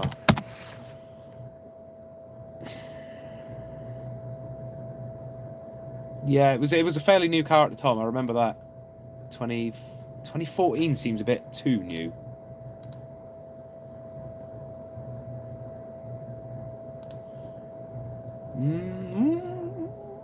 It might have been. Yeah, it was. It was about 2014, that sort of age. But it had the blower up top, and it had a small catastrophic disaster in the fact that it went to, was it Goodwood? Before my time. I started working there when they just got it back from paint, where the blower bolt had snapped off and slapped the fuel rail, and for some reason, just a quirk of the design, the way they hadn't mitigated something happening like that, the fuel pump just kept running and just sprayed petrol all over the engine bay and burnt the arse of the car to the ground. So every time we ran that engine, I'd have to take the engine cover off, start it, which was fun because it had a quaif sequential. It's like playing Space Invaders. Bang it to neutral, start it, and it would just about crank. And then when it started, it fired. It's a great sounding engine, that real masterpiece, and it had a lovely exhaust on it. Straight out the car, round the back, and just watch the blowout for any of this, any deviation, any frayed, anything. And thankfully there was never any, but I was under strict instructions. If there was any deviation in that blower belt or any frayed edges, turn it off, and that's it. We're not running that car today. It's quite the disaster. Anyway, yeah, that was quite an interesting part of my life. I developed a fond respect for Lotus at that point, to know that they were still making cool cars that still felt like a real car. You know what I mean? But the Series 2 Elise, when that thing came onto the VVTi, that thing fucked right off. Oh my god. Proper snap your neck acceleration. They're quick anyway, but they do the VTEC thing, except instead of noise, it's torque. Which it's weird to feel torque up high like that. VTEC's fine, it is what it is. It does its job and it's very reliable, unlike, you might disagree, Alan, but I find that there are an awful lot of weak points in that VVTi engine. But when the VVTi comes on, it just felt different. It was very akin to Boost, because you just got this surge of torque. Like, it was like a, come on, fuckface, we're going. Yeah, very cool. Very cool cars. And then it got aquaplaned into a barrier at Silverstone one day and destroyed. Very sad. Yeah, I don't know. I'm glad that we've had this little chat, actually, in a lot of ways, because I do like a lot of different cars. I know my channel's very Scirocco-centric, but I love everything. And classic cars especially. There are no bad classic cars for me. It's all horses for courses. My favourite car in that workshop at the moment is still Alvin. I adore that little Allegro. Everybody's horrible about them, and for the life of me, I still don't understand it. It's like being nasty to a puppy. You know what I mean? It's so harmless. But yeah, so I love an Allegro. I like most British Leyland stuff. I think that's what the rant at the end of that video sort of got the point. Is that? I can fully believe that an NA K20 can hold 15 PSI boost. Yeah, they are just, yeah, they just nailed it, didn't they? Let's be honest. I don't doubt it for a second. I really don't. I mean, that one in that Exige, that was mated to a Quaife 6-speed LSD sequential with an LSD. Yeah, it was. That was the one. Yeah. God, that was a bastard to get into reverse. I did the little knock it out into reverse, and then it would work. Fucking nightmare. That's wild, isn't it? That's so much boost for an engine that wasn't really designed for it. What was the one everybody used to love tuning before the K20 came along? Was it the B series? I want to say it was the B series. Just spat. Sorry, I split my lip at work earlier. If I had big fuck off money, what big look at me I minted car would I have?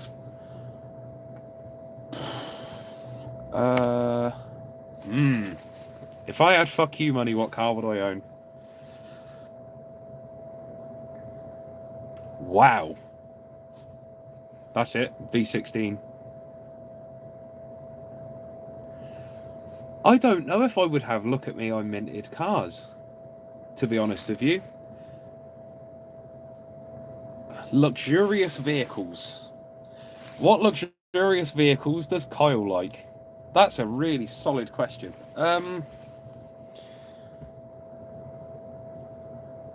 I've always really, really liked an LS400.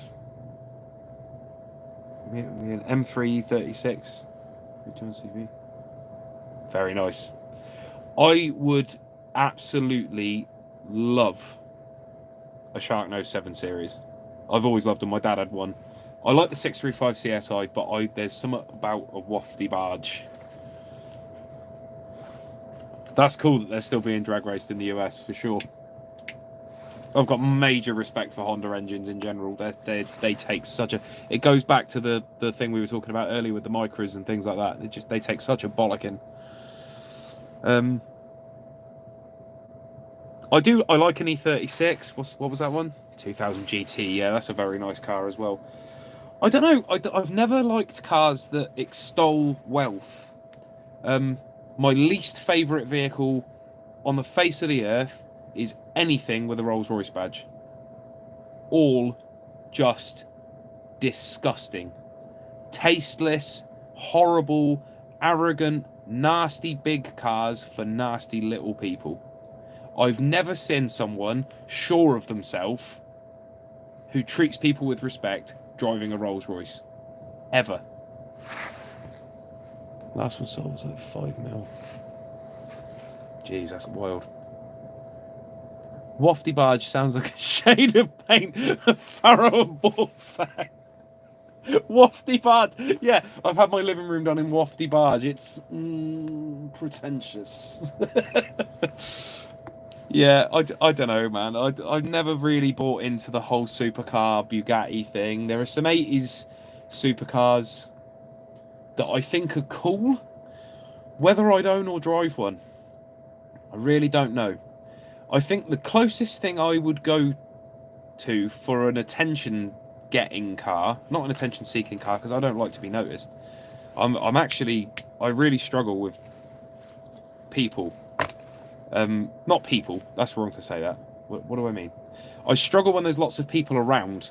Crowds. There's the word. Well done. Yeah, I struggle with crowds, and I struggle with people. I like just I run my race. I'm cool. I'm in my lane. This is fine. But the closest I would get to that is a DeLorean DMC-12. I love them. They drive really nicely. Yeah, I get noticed a lot in my Rocco.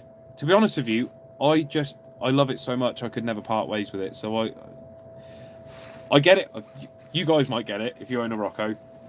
You're at the petrol pump filling your Scirocco up, and you've got the pump here, and you get. I used to have one of them. I used to get that all the time. I used to have one of them. Ferrari 308 GT4. Yep. I don't know. I think they're a handsome car. You'll find that about me probably as we get to know each other with the channel. I like a lot of cars that everybody hated. I just there's an arrogance to the car scene that doesn't get talked about nearly enough, where it's just expected of you that you like this particular vehicle. So the 308 has aged well. I agree. Yeah, I've never liked the assumption that you are just going to like this vehicle because it's what everybody else likes. For me, it goes against the whole ethos, ironically, of the car scene. I had 6 Corrados, blah blah. But yes, they always do that. Yeah, or I get it at the workshop every now and again. I don't often have the door open unless I need to. Mostly because I just don't like people being nosy. And I get it, it's curiosity. There's a building with cool cars in it. Fine, I've got no problem with that at all. But sometimes you just get a builder's van slow down and look for a little bit too long and then accelerate off again. And I don't like that. So I keep the doors shut a lot. But yeah, I have had a few occasions now. Bloody hell, this is the first time I've seen so many Corrados in one place since the 90s. Like, it must be, because they're Scirocco's. I don't say that to them, but you want to. Yeah, they always get the Corrado. But it's weird. The Corrado was the latecomer in that situation, and yet somehow still is the one that everybody remembers. They're all right. They're fine. They're not. I don't know. They don't blow my bollocks off. I don't. I can appreciate a good one. I've got a customer who's got an utterly spotless one, and it's beautiful. It's beautiful because of how beautifully they've looked after it. Don't know if it was hated by all I know. A few people who hate the look of the original Renault Espace. Very cool little car. The old one, like the boxy one, great looking. It's parked in front of a bar just next to a 997 911. There's a set of cars that don't do anything at all for me. 3 boomers came to tell me they preferred a Corrado Scirocco to the 997. I'm like, sure, give me the 997. See, I'm not that blown away. I like all the Porsches everyone hates. Porsches, however you want to pronounce that, that's not an argument for this evening. Citroen Berlingo Multispace, very cool. I like the 928, the 924, that little natty thing that was actually a Volkswagen. No, not Moss. I meant sell the 997 and buy 8 Scirocco's. Yeah, 100%. That's a good shout. I mean, it's my personal opinion though. I respect other people's tastes. The Porsche 914. That's a weird little car. Check that out if you haven't seen one of them. I like Porsche when they're being weird. When they wake up and choose violence, they design awesome cars. And then they sort of go, I don't know what that early morning row with the missus was about. Best go back to making the 911. It's like, no, you were doing something interesting. Why are you building the same car for the 50th year in a row? Why are you doing that? They are the AC/DC of vehicle manufacturers. They've been releasing the same album for 50 years and everybody is going apeshit about how great they are. It's the same album. And then when AC/DC do something unusual, it's the best music they've ever made. I do admire AC/DC. Sorry. I do admire AC/DC, but I also admire Porsche. I'm not keen on the 911 of any vintage, including the really, really old ones that I know I'm supposed to like. I'm duty bound to like them, but do I only like? No, I like the newer Scirocco. Sorry, I'm getting behind the people that make a Scala replica with the 994 with the white taillights and such. Yes, yeah, there are some very handsome. Yeah, I tend to. The only 911s that ever really do anything for me.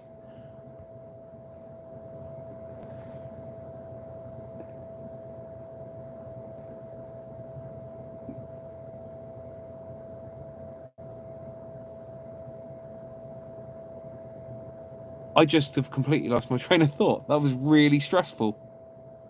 The only 9. Sorry, what was that about? This bout of COVID. That's the 3rd or 4th time I've done that. There's a couple of bits in this video that I need to go through and edit out where I just end up staring into space for no reason at all. This bout of COVID's really knackered me up. Sorry, the 911. The only 911s I really like are the ones that people have modified, which the 911 Owners Club hate. So all the better. 944s modified to look like Scalas. Yes, I agree. I like all those. Just the weird Porsches. When they, like I say, when they wake up and choose violence, brilliant. They make great stuff at that point. Do I only like the old Scirocco? That's what happened there. Sorry, I got myself confused. I thought my stream froze. I'm glad you guys found that as funny as I didn't.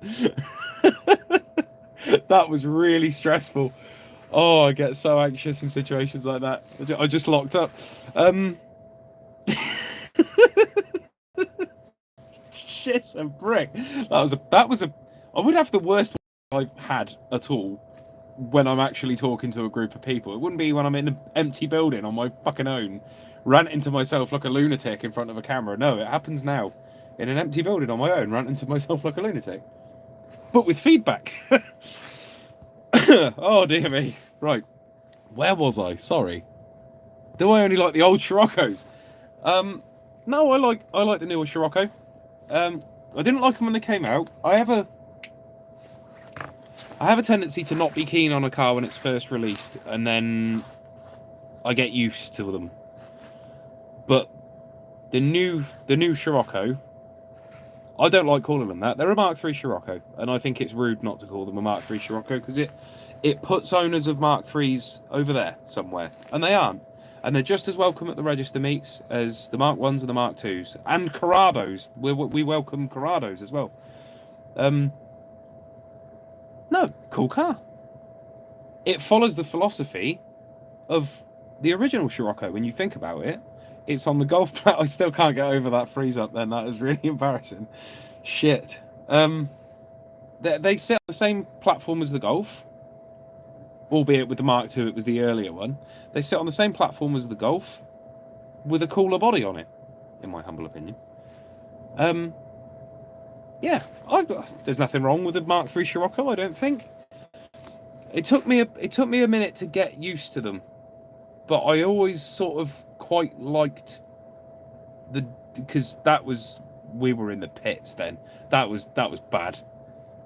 We need to just pretend that the mid 2000s on to sort of the mid 2010s just didn't happen.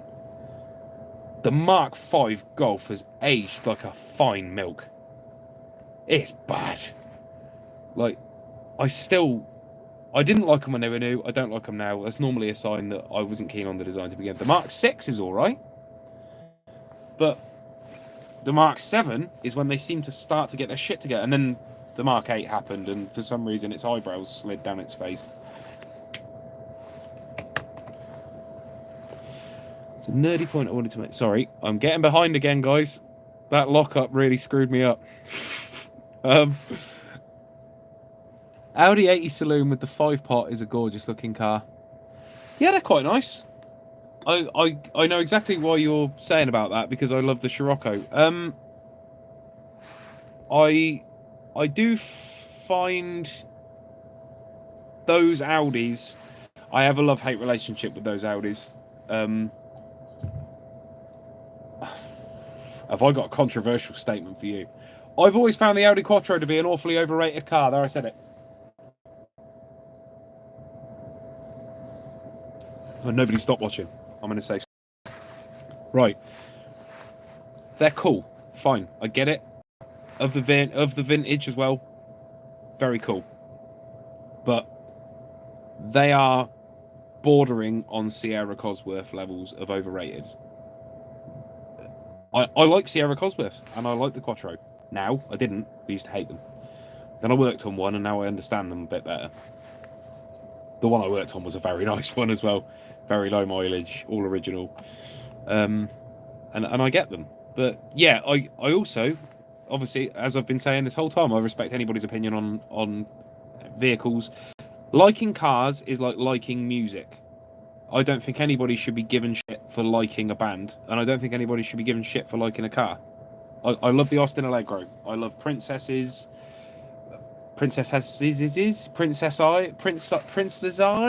I don't. What's the plural? Help. But they're wild prices. I agree completely. They are very cool. I hope that answered the question and wasn't just yet another one of my death loops that I get myself in. For me, the new Scirocco has the same philosophy as the Mark II and the Mark I's. Yeah, it's a lowered, sporty Golf Mark VI. I agree. I completely agree. And that's what they were doing back in the day. I do find it interesting that people call the Scirocco a Golf in a skirt, when it's actually the Golf is a Scirocco in a frumpy dress. Because they did the Scirocco first. They used the Mark II as a test bed for the new engines, and that's why the Mark II Scirocco is still on the A1 platform, because they hadn't finished the A2 platform yet. I read somewhere, I learned it from a book. The nerdy point I wanted to make, the VW Corrado has this name because it was made at the same time as the Scirocco in Osnabrück. That's absolutely correct at the Farman plant. So if it wasn't, it would have been called the Mark III Scirocco. I agree. Lettuce, what's gopping? Oh, the new Scirocco, I think you're talking about. Uh-oh. Oh, have we got some conflict in the chat? Gentlemen, please. Summer of last year, classic car meet. There was a proper rally replica Quattro with a body kit and all. Oh, the short wheelbase one. Yeah. Like I say, Cool car, interesting car, definitely part of automotive history. I like them. I do like them. They're not something I'd bend over backwards to own. Having driven one, I get it. I think they're slow. It has to be said, they're slow. Everybody talks about them like they're this terrifyingly fast, absolute beast of a vehicle, and they just aren't. I don't care that it says 200 horsepower in the spec sheet. They weigh a fucking ton. They're big, heavy, and slow, but they sound quite cool. Delta Integrale HF. My favourite rally car from that vintage, if we're talking Group B, is the 037, and always will be. You fire up an 037, it's like fireworks in a dustbin, and they look great, still to this day. But I also get why people aren't as keen on the 037, because it was a lot less like a real car than the other ones were. That was when Lancia were playing silly buggers with the homologation, wasn't it? The whole... Has anybody heard the car park story with Lancia? They couldn't make enough cars for homologation, so they made just enough to fill a car park, and then were like, oh, the other ones are in this other car park. Let's go to lunch. And they took the guys to lunch, and while they took them to lunch, they drove all the other cars up to the... Yeah, that's it, moved them around. Yeah, exactly. They moved them to another parking space or swapped them around or whatever it was. They came back, oh, different set of cars. Yep, there you go, there's your homologation. And I wonder if that's one of the reasons, because less of them made it out into the wild, perhaps. Just an infinitely cool car. Rear wheel drive and stomped all over the Quattro on a number of occasions. So, yeah, I like the Quattro. I just think it's... I think with all cars, there's pluses and minuses to it, and a lot of it is the crowd. Yeah, they look lovely in red. I always like the white with the blue livery. Again, I learnt a lot of what I know about cars from reading books, so some of the words I pronounce funny, can't help it. I also talk a bit weird, so... yeah, Group B, awesome. There was some... again, there's some underdog heroes in that as well. I love a Metro 6 R4. Very cool. Lethal. Very cool. Very good, very nice. Someone's going to get hurt. That looks like a good time. What other Group B stuff? Didn't Toyota have an innings there? I know BL had the 6R4. What did they initially enter in? Did they initially enter in the TR8? Was that a Group B car? Or was it just a... let's find out. I can't remember. 222 Celica. So, the TR8...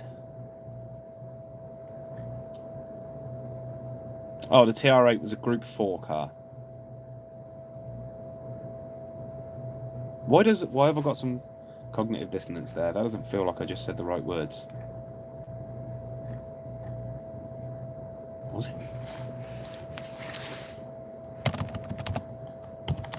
I need to know now.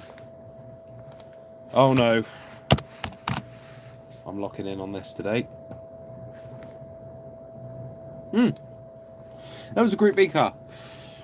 TR8 was a Group B car. Wow, fuck. You've got to respect the balls to enter a 3.4 litre V8 with a cross-plane crank into Group B. When everyone else is there with their super high-tech gear, you roll up with a cast iron...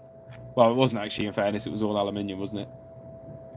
Was that the Rover V8 derivative version, or did they use their own? Interested now. Oh dear. That's going to be me reading up on the TR8 for the next 6 weeks. That'll be it now. That's going to be... Did you know? Everyone's going to be sick of hearing about it. What V8? Come on. I don't care.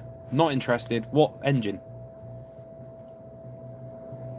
What engine? What engine? The whole point of the TR8 was it had a V8. What engine? Please. Please. Please? Engine itself's derived from the 60s Buick Oldsmobile. Yeah, so it's a Rover V8. Yeah, all aluminium. But still, like you're rolling up. The Germans are doing the white overalls thing at this point, and they've got their turb skis and their digital dashboards, and you're rolling up with basically a 1950s V8. Fair play. It did quite well as far as I know. For what it was. Interesting racing history. Yeah, they did all right. Well, that's pretty cool. I like the TR7. There's another car that everybody seems to hate for no reason at all. I like the TR7, and I think it looks a bit like a Fiat X19. Come at me. Yeah, TR7. They really were trying. They really, really tried. Everybody gave them so much grief. I like a TR7. Love the seating position. Have you ever sat in one? You're really low. The steering wheel feels like it's at eye level. You feel like a fighter pilot. It's only got a little Wheezy 4-cylinder in it, fine. But yeah, yellow's cool. Love the green they did them in with the green tartan interior as well. Very nice. You feel like a fighter pilot. You feel like you're looking through a crosshair because the steering wheel is... It feels like it's... It might not be, but it feels like it's just there. Low. The gear stick's there. Like, yeah, this is great. Dashboard's designed nicely. Yeah, lovely little car. Yeah, I think a lot of the cars they were designing back then didn't get the credit they deserved because of exterior issues. External issues is the correct word there, Kyle. Yeah, external issues, politics, whatever you want to say, which I won't get into because that is going to become one of the great arguments of all time. Is what happened to British Leyland in the 70s. We can all theorise. We've all got our reason. Everybody's got their pin to put down on the chart. It's too easy to get into the weeds with stuff. I think they made some very cool cars. Most classic cars are cool, and other classic cars need a bigger engine. Exactly. The one I've started to really subscribe to the last couple of years, because my Susie was spotless. I used to take her to shows, and just immaculate. I prided myself on that car always being immaculately clean because it was white as well. The last couple of years have really subscribed to David Freiberger's don't get it right, just get it running. I love that philosophy. That's what's going to happen with Carla for the moment. The Scala that may have brought some of you to this conversation we're having today, which is very nice. That fucker's just going straight back on the road as it is. Does it run? Yes. Does it run well? Yes. Is it fun to drive? Yes. Is it safe? Yes. Cool. Let's go to Cornwall. That's what's happening with that. I'm not painting it. Not yet. I will. I want my wife to be happy with it. But at the moment, I think she's just going to be very pleased to have it back. That's another thing. I should probably broach that elephant in the room, shouldn't I? I'm halfway through that video. Life has been very strange this year for me. I wasn't expecting to be on the ground floor of watching one of my favourite YouTube channels sort of turn into all these other things, which is what initially led me to wanting to do those videos in a way. I'd been thinking about putting the Scala back on the road as a surprise this year.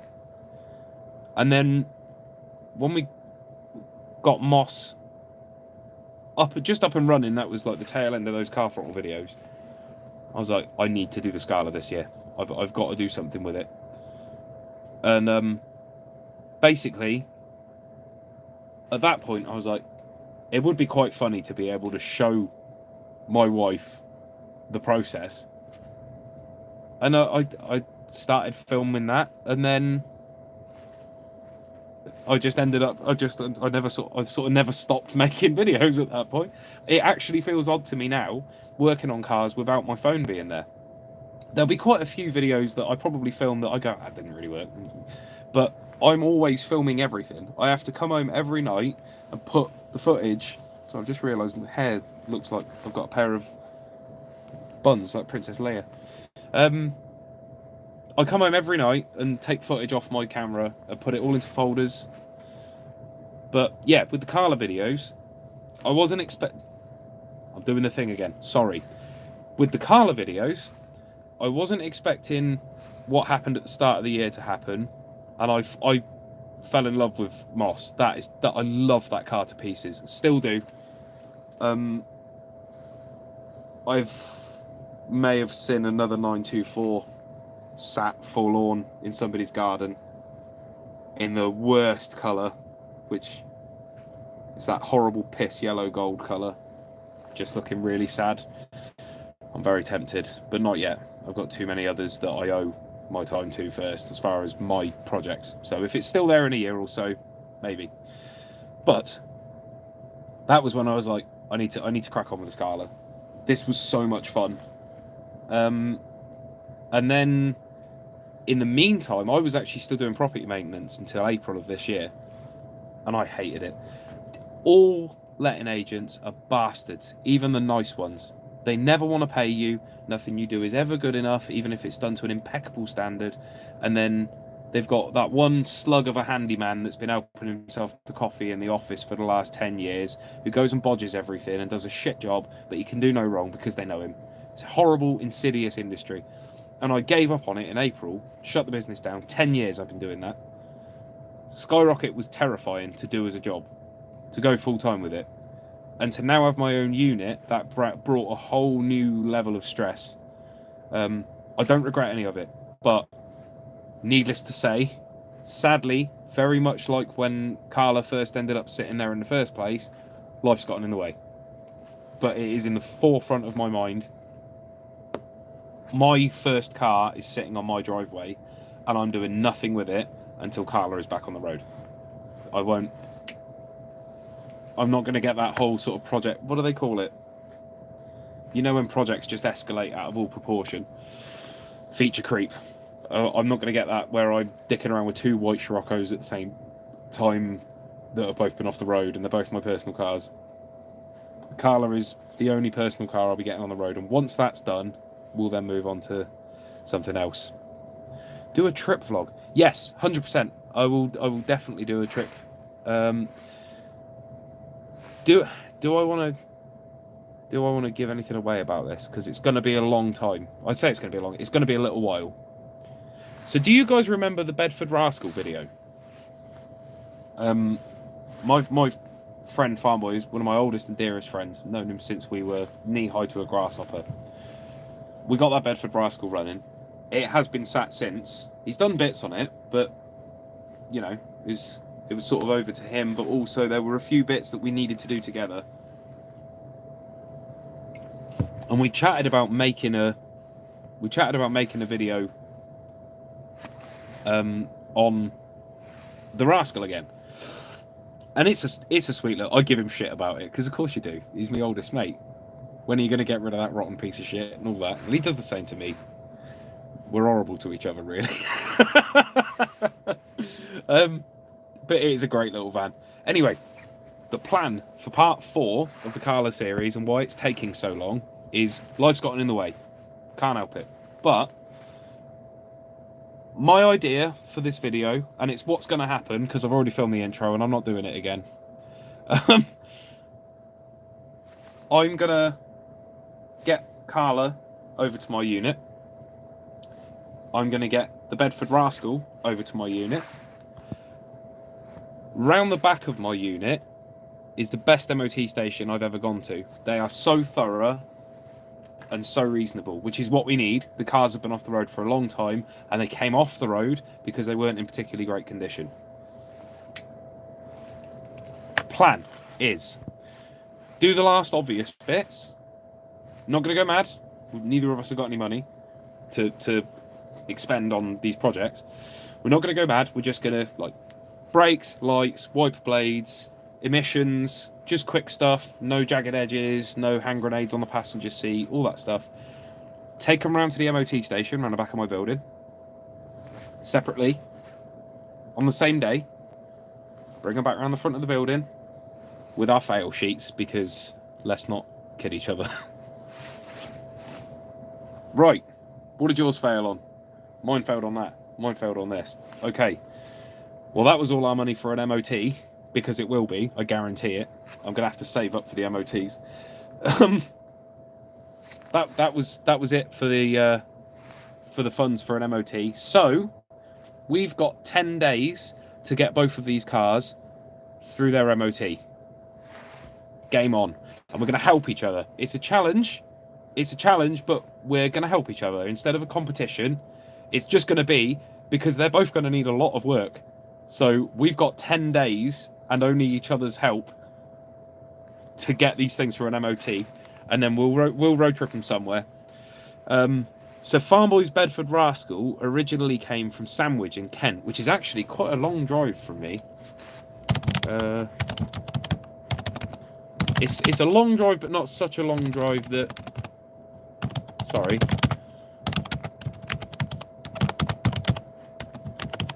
It's a long drive, but not such a long drive that we need to worry. It's 2 hours. It's a bit too short. Okay, we'll be planning a road trip then in that case. So, basically, what we wanted to do was take his Bedford Rascal back to Sandwich in Kent. Because the joke was we had a sandwich in Sandwich. 10 or 2 lots of 5 days. That's a good shout. Yeah, two days each. 5 days on each vehicle. I like that. That ups the ante. Okay, yeah. I'm up for that. That's a good shout. Let me write that down, because as you guys could tell from my 56k brain earlier, I'll forget that. Sweet. That's a really good shout. Let's do that instead. So we've each got 5 days, and we can help each other in each of those 5 days. We'll probably tune up the details at that point and figure out. There's got to be some silly bits we're going to have to do during it or something to make it more interesting. But I just think it would be nice. It's a friendly competition then. But yeah, so the joke with the Bedford Rascal, we drove down there. It wouldn't start. It had an MOT, but it wouldn't start. And it turned out the starter motor was stuck. And I got under and hit it as he cranked on the key, and it fired up. He did tell all that story. I think I cut some of it down for time, but that might have ended up in the video still. If he didn't, that's what happened. And he said, if we go and buy it, we need to have a sandwich in Sandwich. So we went and got a sandwich, and we pulled over in the bed. So it was Susie we went down in.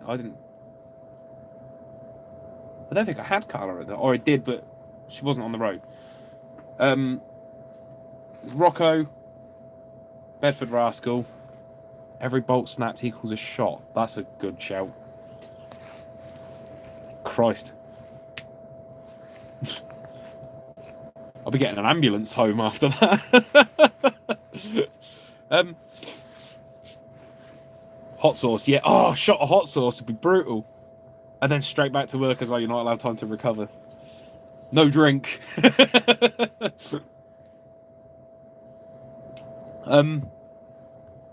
yeah, so we were going to basically take the Bedford Rascal home. That was an initial thing we shot the shit about. And I said, well, it'd be cool to do it with a white Rocco following the white Rascal home. And lo and behold, they've both been off the road for the same amount of time, rotting in the same location. So wouldn't that be a good idea?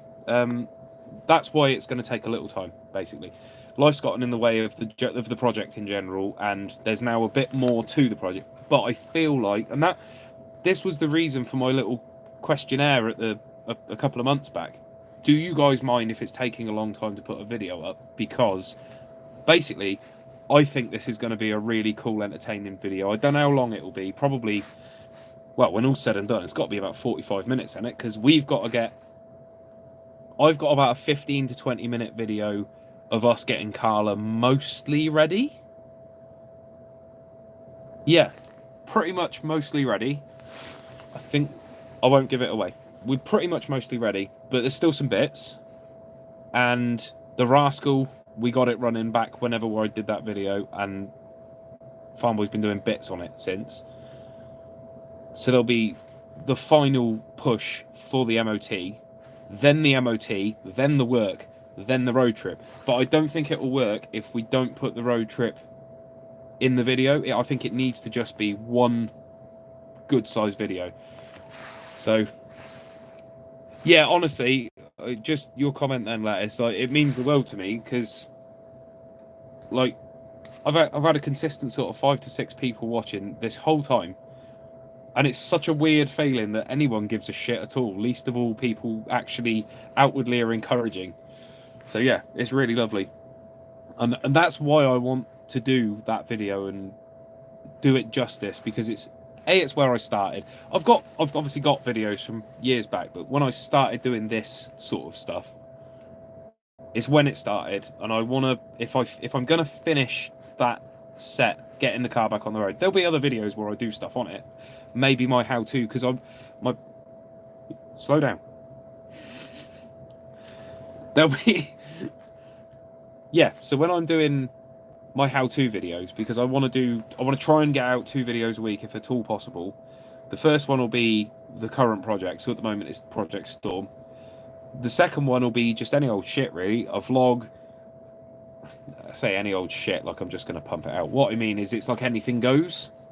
So a vlog about this fucking tool that's particularly good, or yeah, long story cut short, a how-to video, things like that. But basically, Carla is definitely going to show up in those videos, because just because she's on the road doesn't mean she's finished. So there'll be loads of, but I think when we've done that bit where the cars are back on the road, it would be really nice to do a proper job of it and see them off into the sunset, off on their new adventures or whatever. That's how I'd very much like to do that anyway. It doesn't need to be one video, but it needs to come out one after the other. Not scared. Yeah, I completely agree. My videos, unfortunately, are very much like my work. Not my work as in my workmanship, but like my job. I don't know what I'm doing from one day to the next. It depends on what parts I've been able to find, and how urgent the job is. I've got some videos that just... some videos. I've got some cars that are just here for the long haul. They're going to take me months. And other cars that should have only been here for 2 days, but have developed faults that it turns out are a bit more involved. And my videos reflect that, because it's basically, well, I filmed this today, but it's a bit fucking boring. So, okay, we'll go over and do something on Project Storm. Right. Well, very much like most things I tried to do on Project Storm, that was a fucking waste of my day, because I'm still no closer, because I now need this part. Over to, so that's why the videos are a little scattered, and that's why I just stopped with the Carla video. I was like, this needs to just be one good video. It's going to be interesting, it's going to be fun, and I think rewarding for me to make as well. But yeah, so the random video side of things, basically my plan is, I'm not going to give a firm day, because if I tell you Monday, you just know a bolt's going to snap on Monday. That means the video's Tuesday. So it's going to be 2 halves of the week. Start of the week, end of the week. There will be 2 videos. Start of the week, the current project that's being restored, put back on the road. Can it go through an MOT? Will it start? Whatever. The second half of the week will be how to sunroof, for example. That was the beginning of that. How to sunroof. What's that noise? I don't know. Just what's that noise? What's that smell? We can go through all the different senses. What's that sight? That's Alvin. Don't be horrible to Alvin. He's a very sweet little car. I know not everybody likes the styling of the Allegro, but yeah. Anyway, I feel like I missed some comments. Would you ever consider doing a Patreon type thing so we can support you or not? If you do, I'll chuck a couple of quid to the 924 hedge fund. Bless you. I smell is hard over video, Alan. I think you can all tell that I smell like balls and engine oil at any given point in any of my videos. You can all smell me through the videos, 100%. I shower astonishingly regularly, considering how I look. Maybe because of how I look.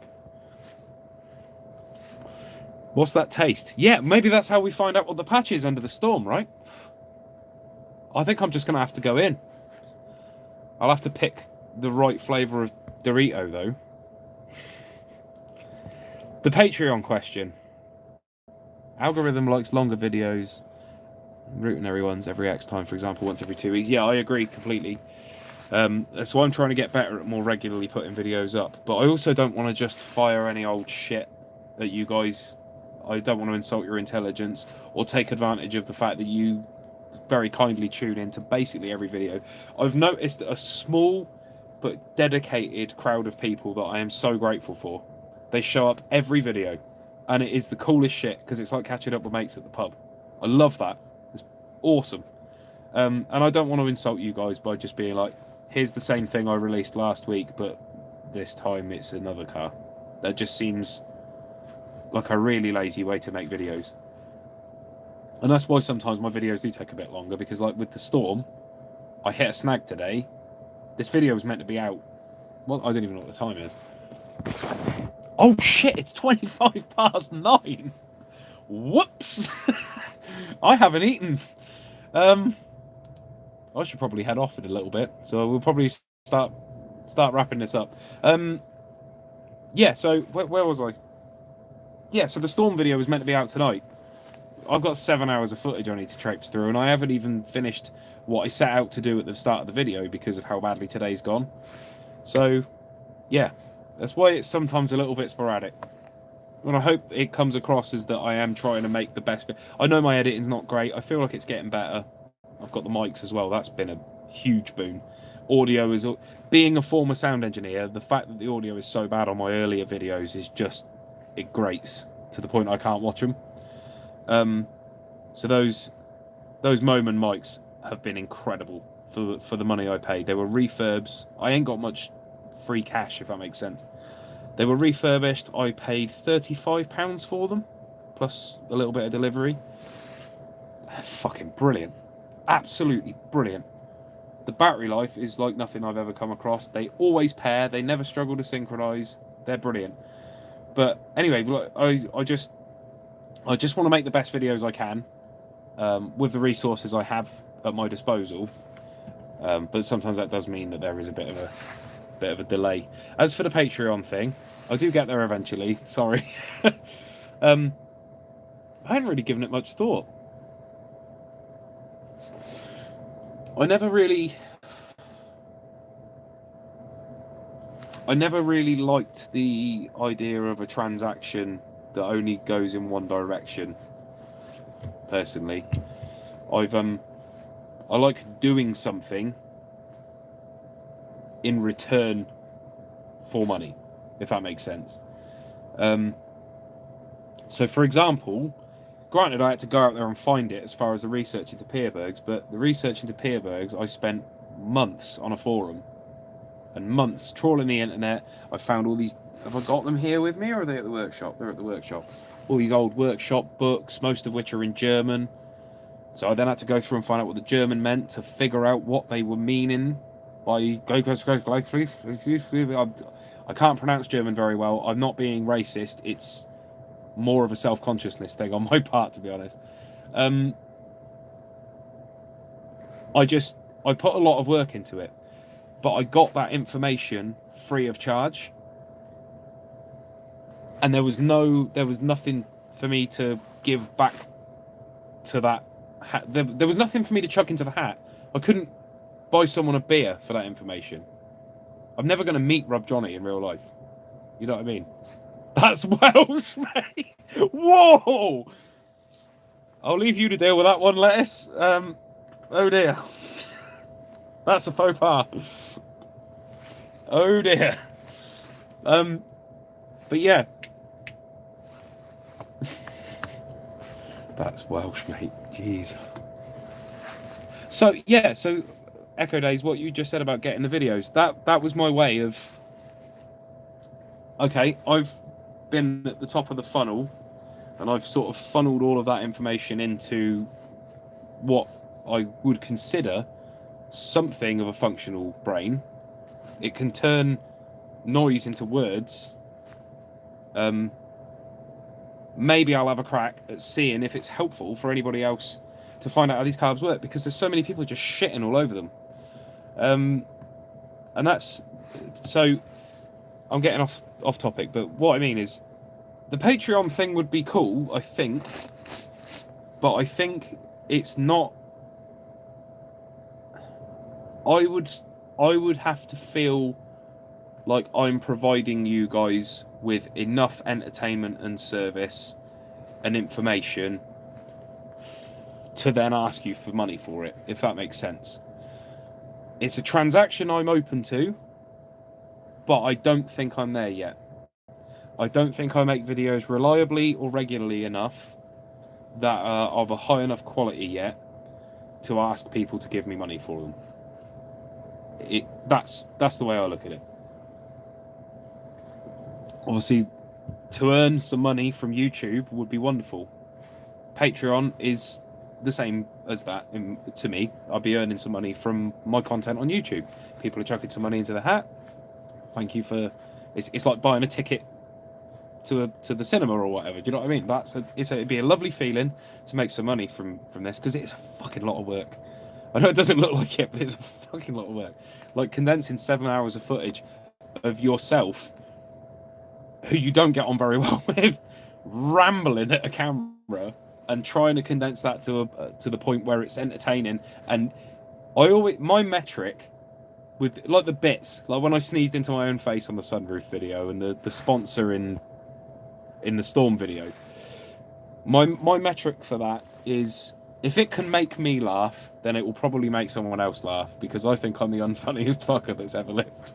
Most of my laughter is nervous laughter or self-deprecation. So yeah, I think when I get to a point where I'm happy that the stuff I'm doing is worthy of your money, that you've gone out there and worked bloody hard for, then yeah, I will probably look at a Patreon, definitely. I'm also looking at merch. I shouldn't have opened my mouth about that, but I am considering doing merch. Don't know what yet, but I've got some ideas. Do I dislike my voice on video? Yes. Yes, I dislike my voice immensely. It's very nasal, and it's very, very loud for someone who doesn't like noise. Yeah, I am that little bastard yappy dog that suddenly doesn't like fireworks. I am that dog. A Kyle plushie.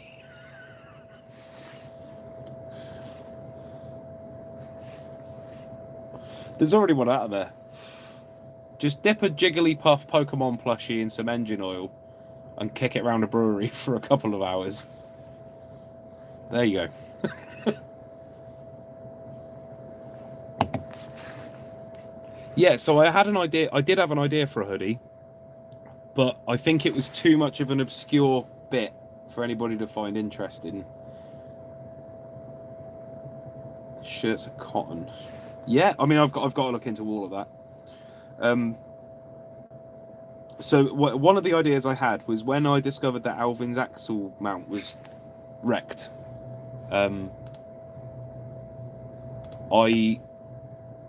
I said jokingly, "Oh yeah, great.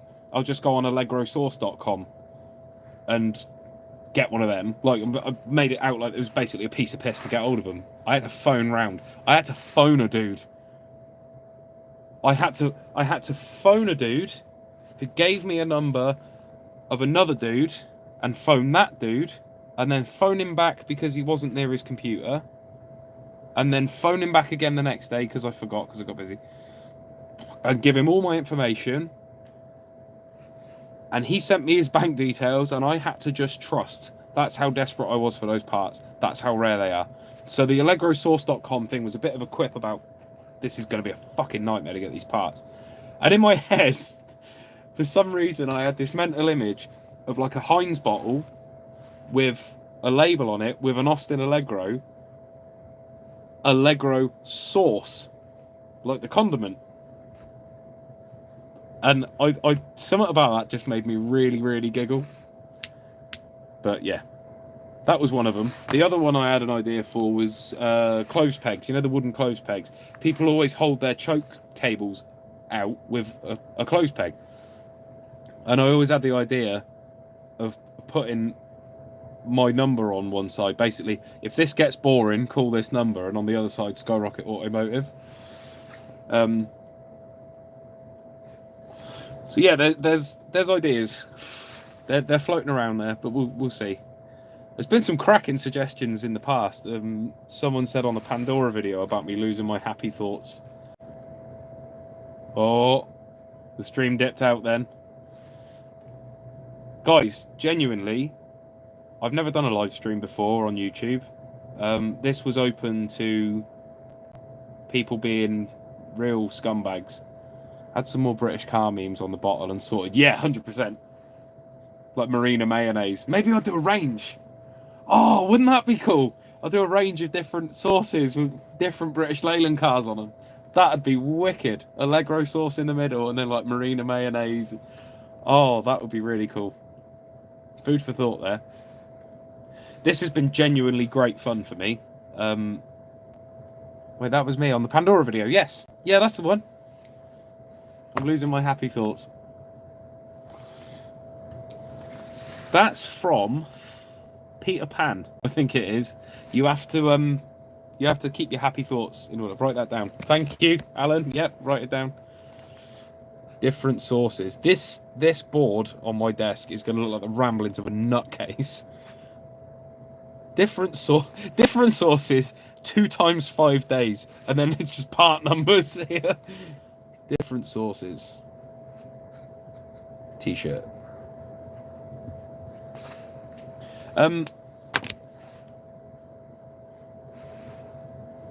Yeah, Triumph Teriyaki. I love it. Thankfully, I'm going to keep this live stream up because I'm really happy with how this went. So I'll have all of this stuff on the chat. I could chat with you guys all evening. This has been genuinely enjoyable. I am still getting over the coof. I'm negative, but it's left me with very little energy this time around, which I've not experienced. I've only had COVID twice before this. The first time I didn't even notice. The second time I just had basically a nasty cold. This time around I've got all the horrible lingery. I've just got no energy and slightly blocked up back of my nose, which makes my already nasally voice like a trumpet now. I sound like the Charlie Brown teacher.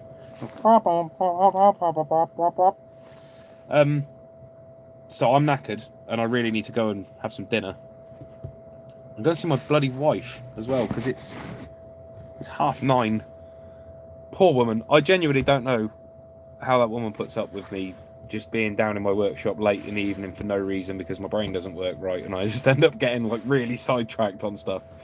But she's very patient and it's very sweet.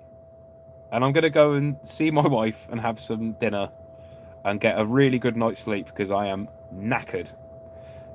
Wish me the best of luck with the storm tomorrow because I am definitely going to need it. And yeah, this has been delightful and I will definitely do this again. Maybe we make this a regular thing too, eh?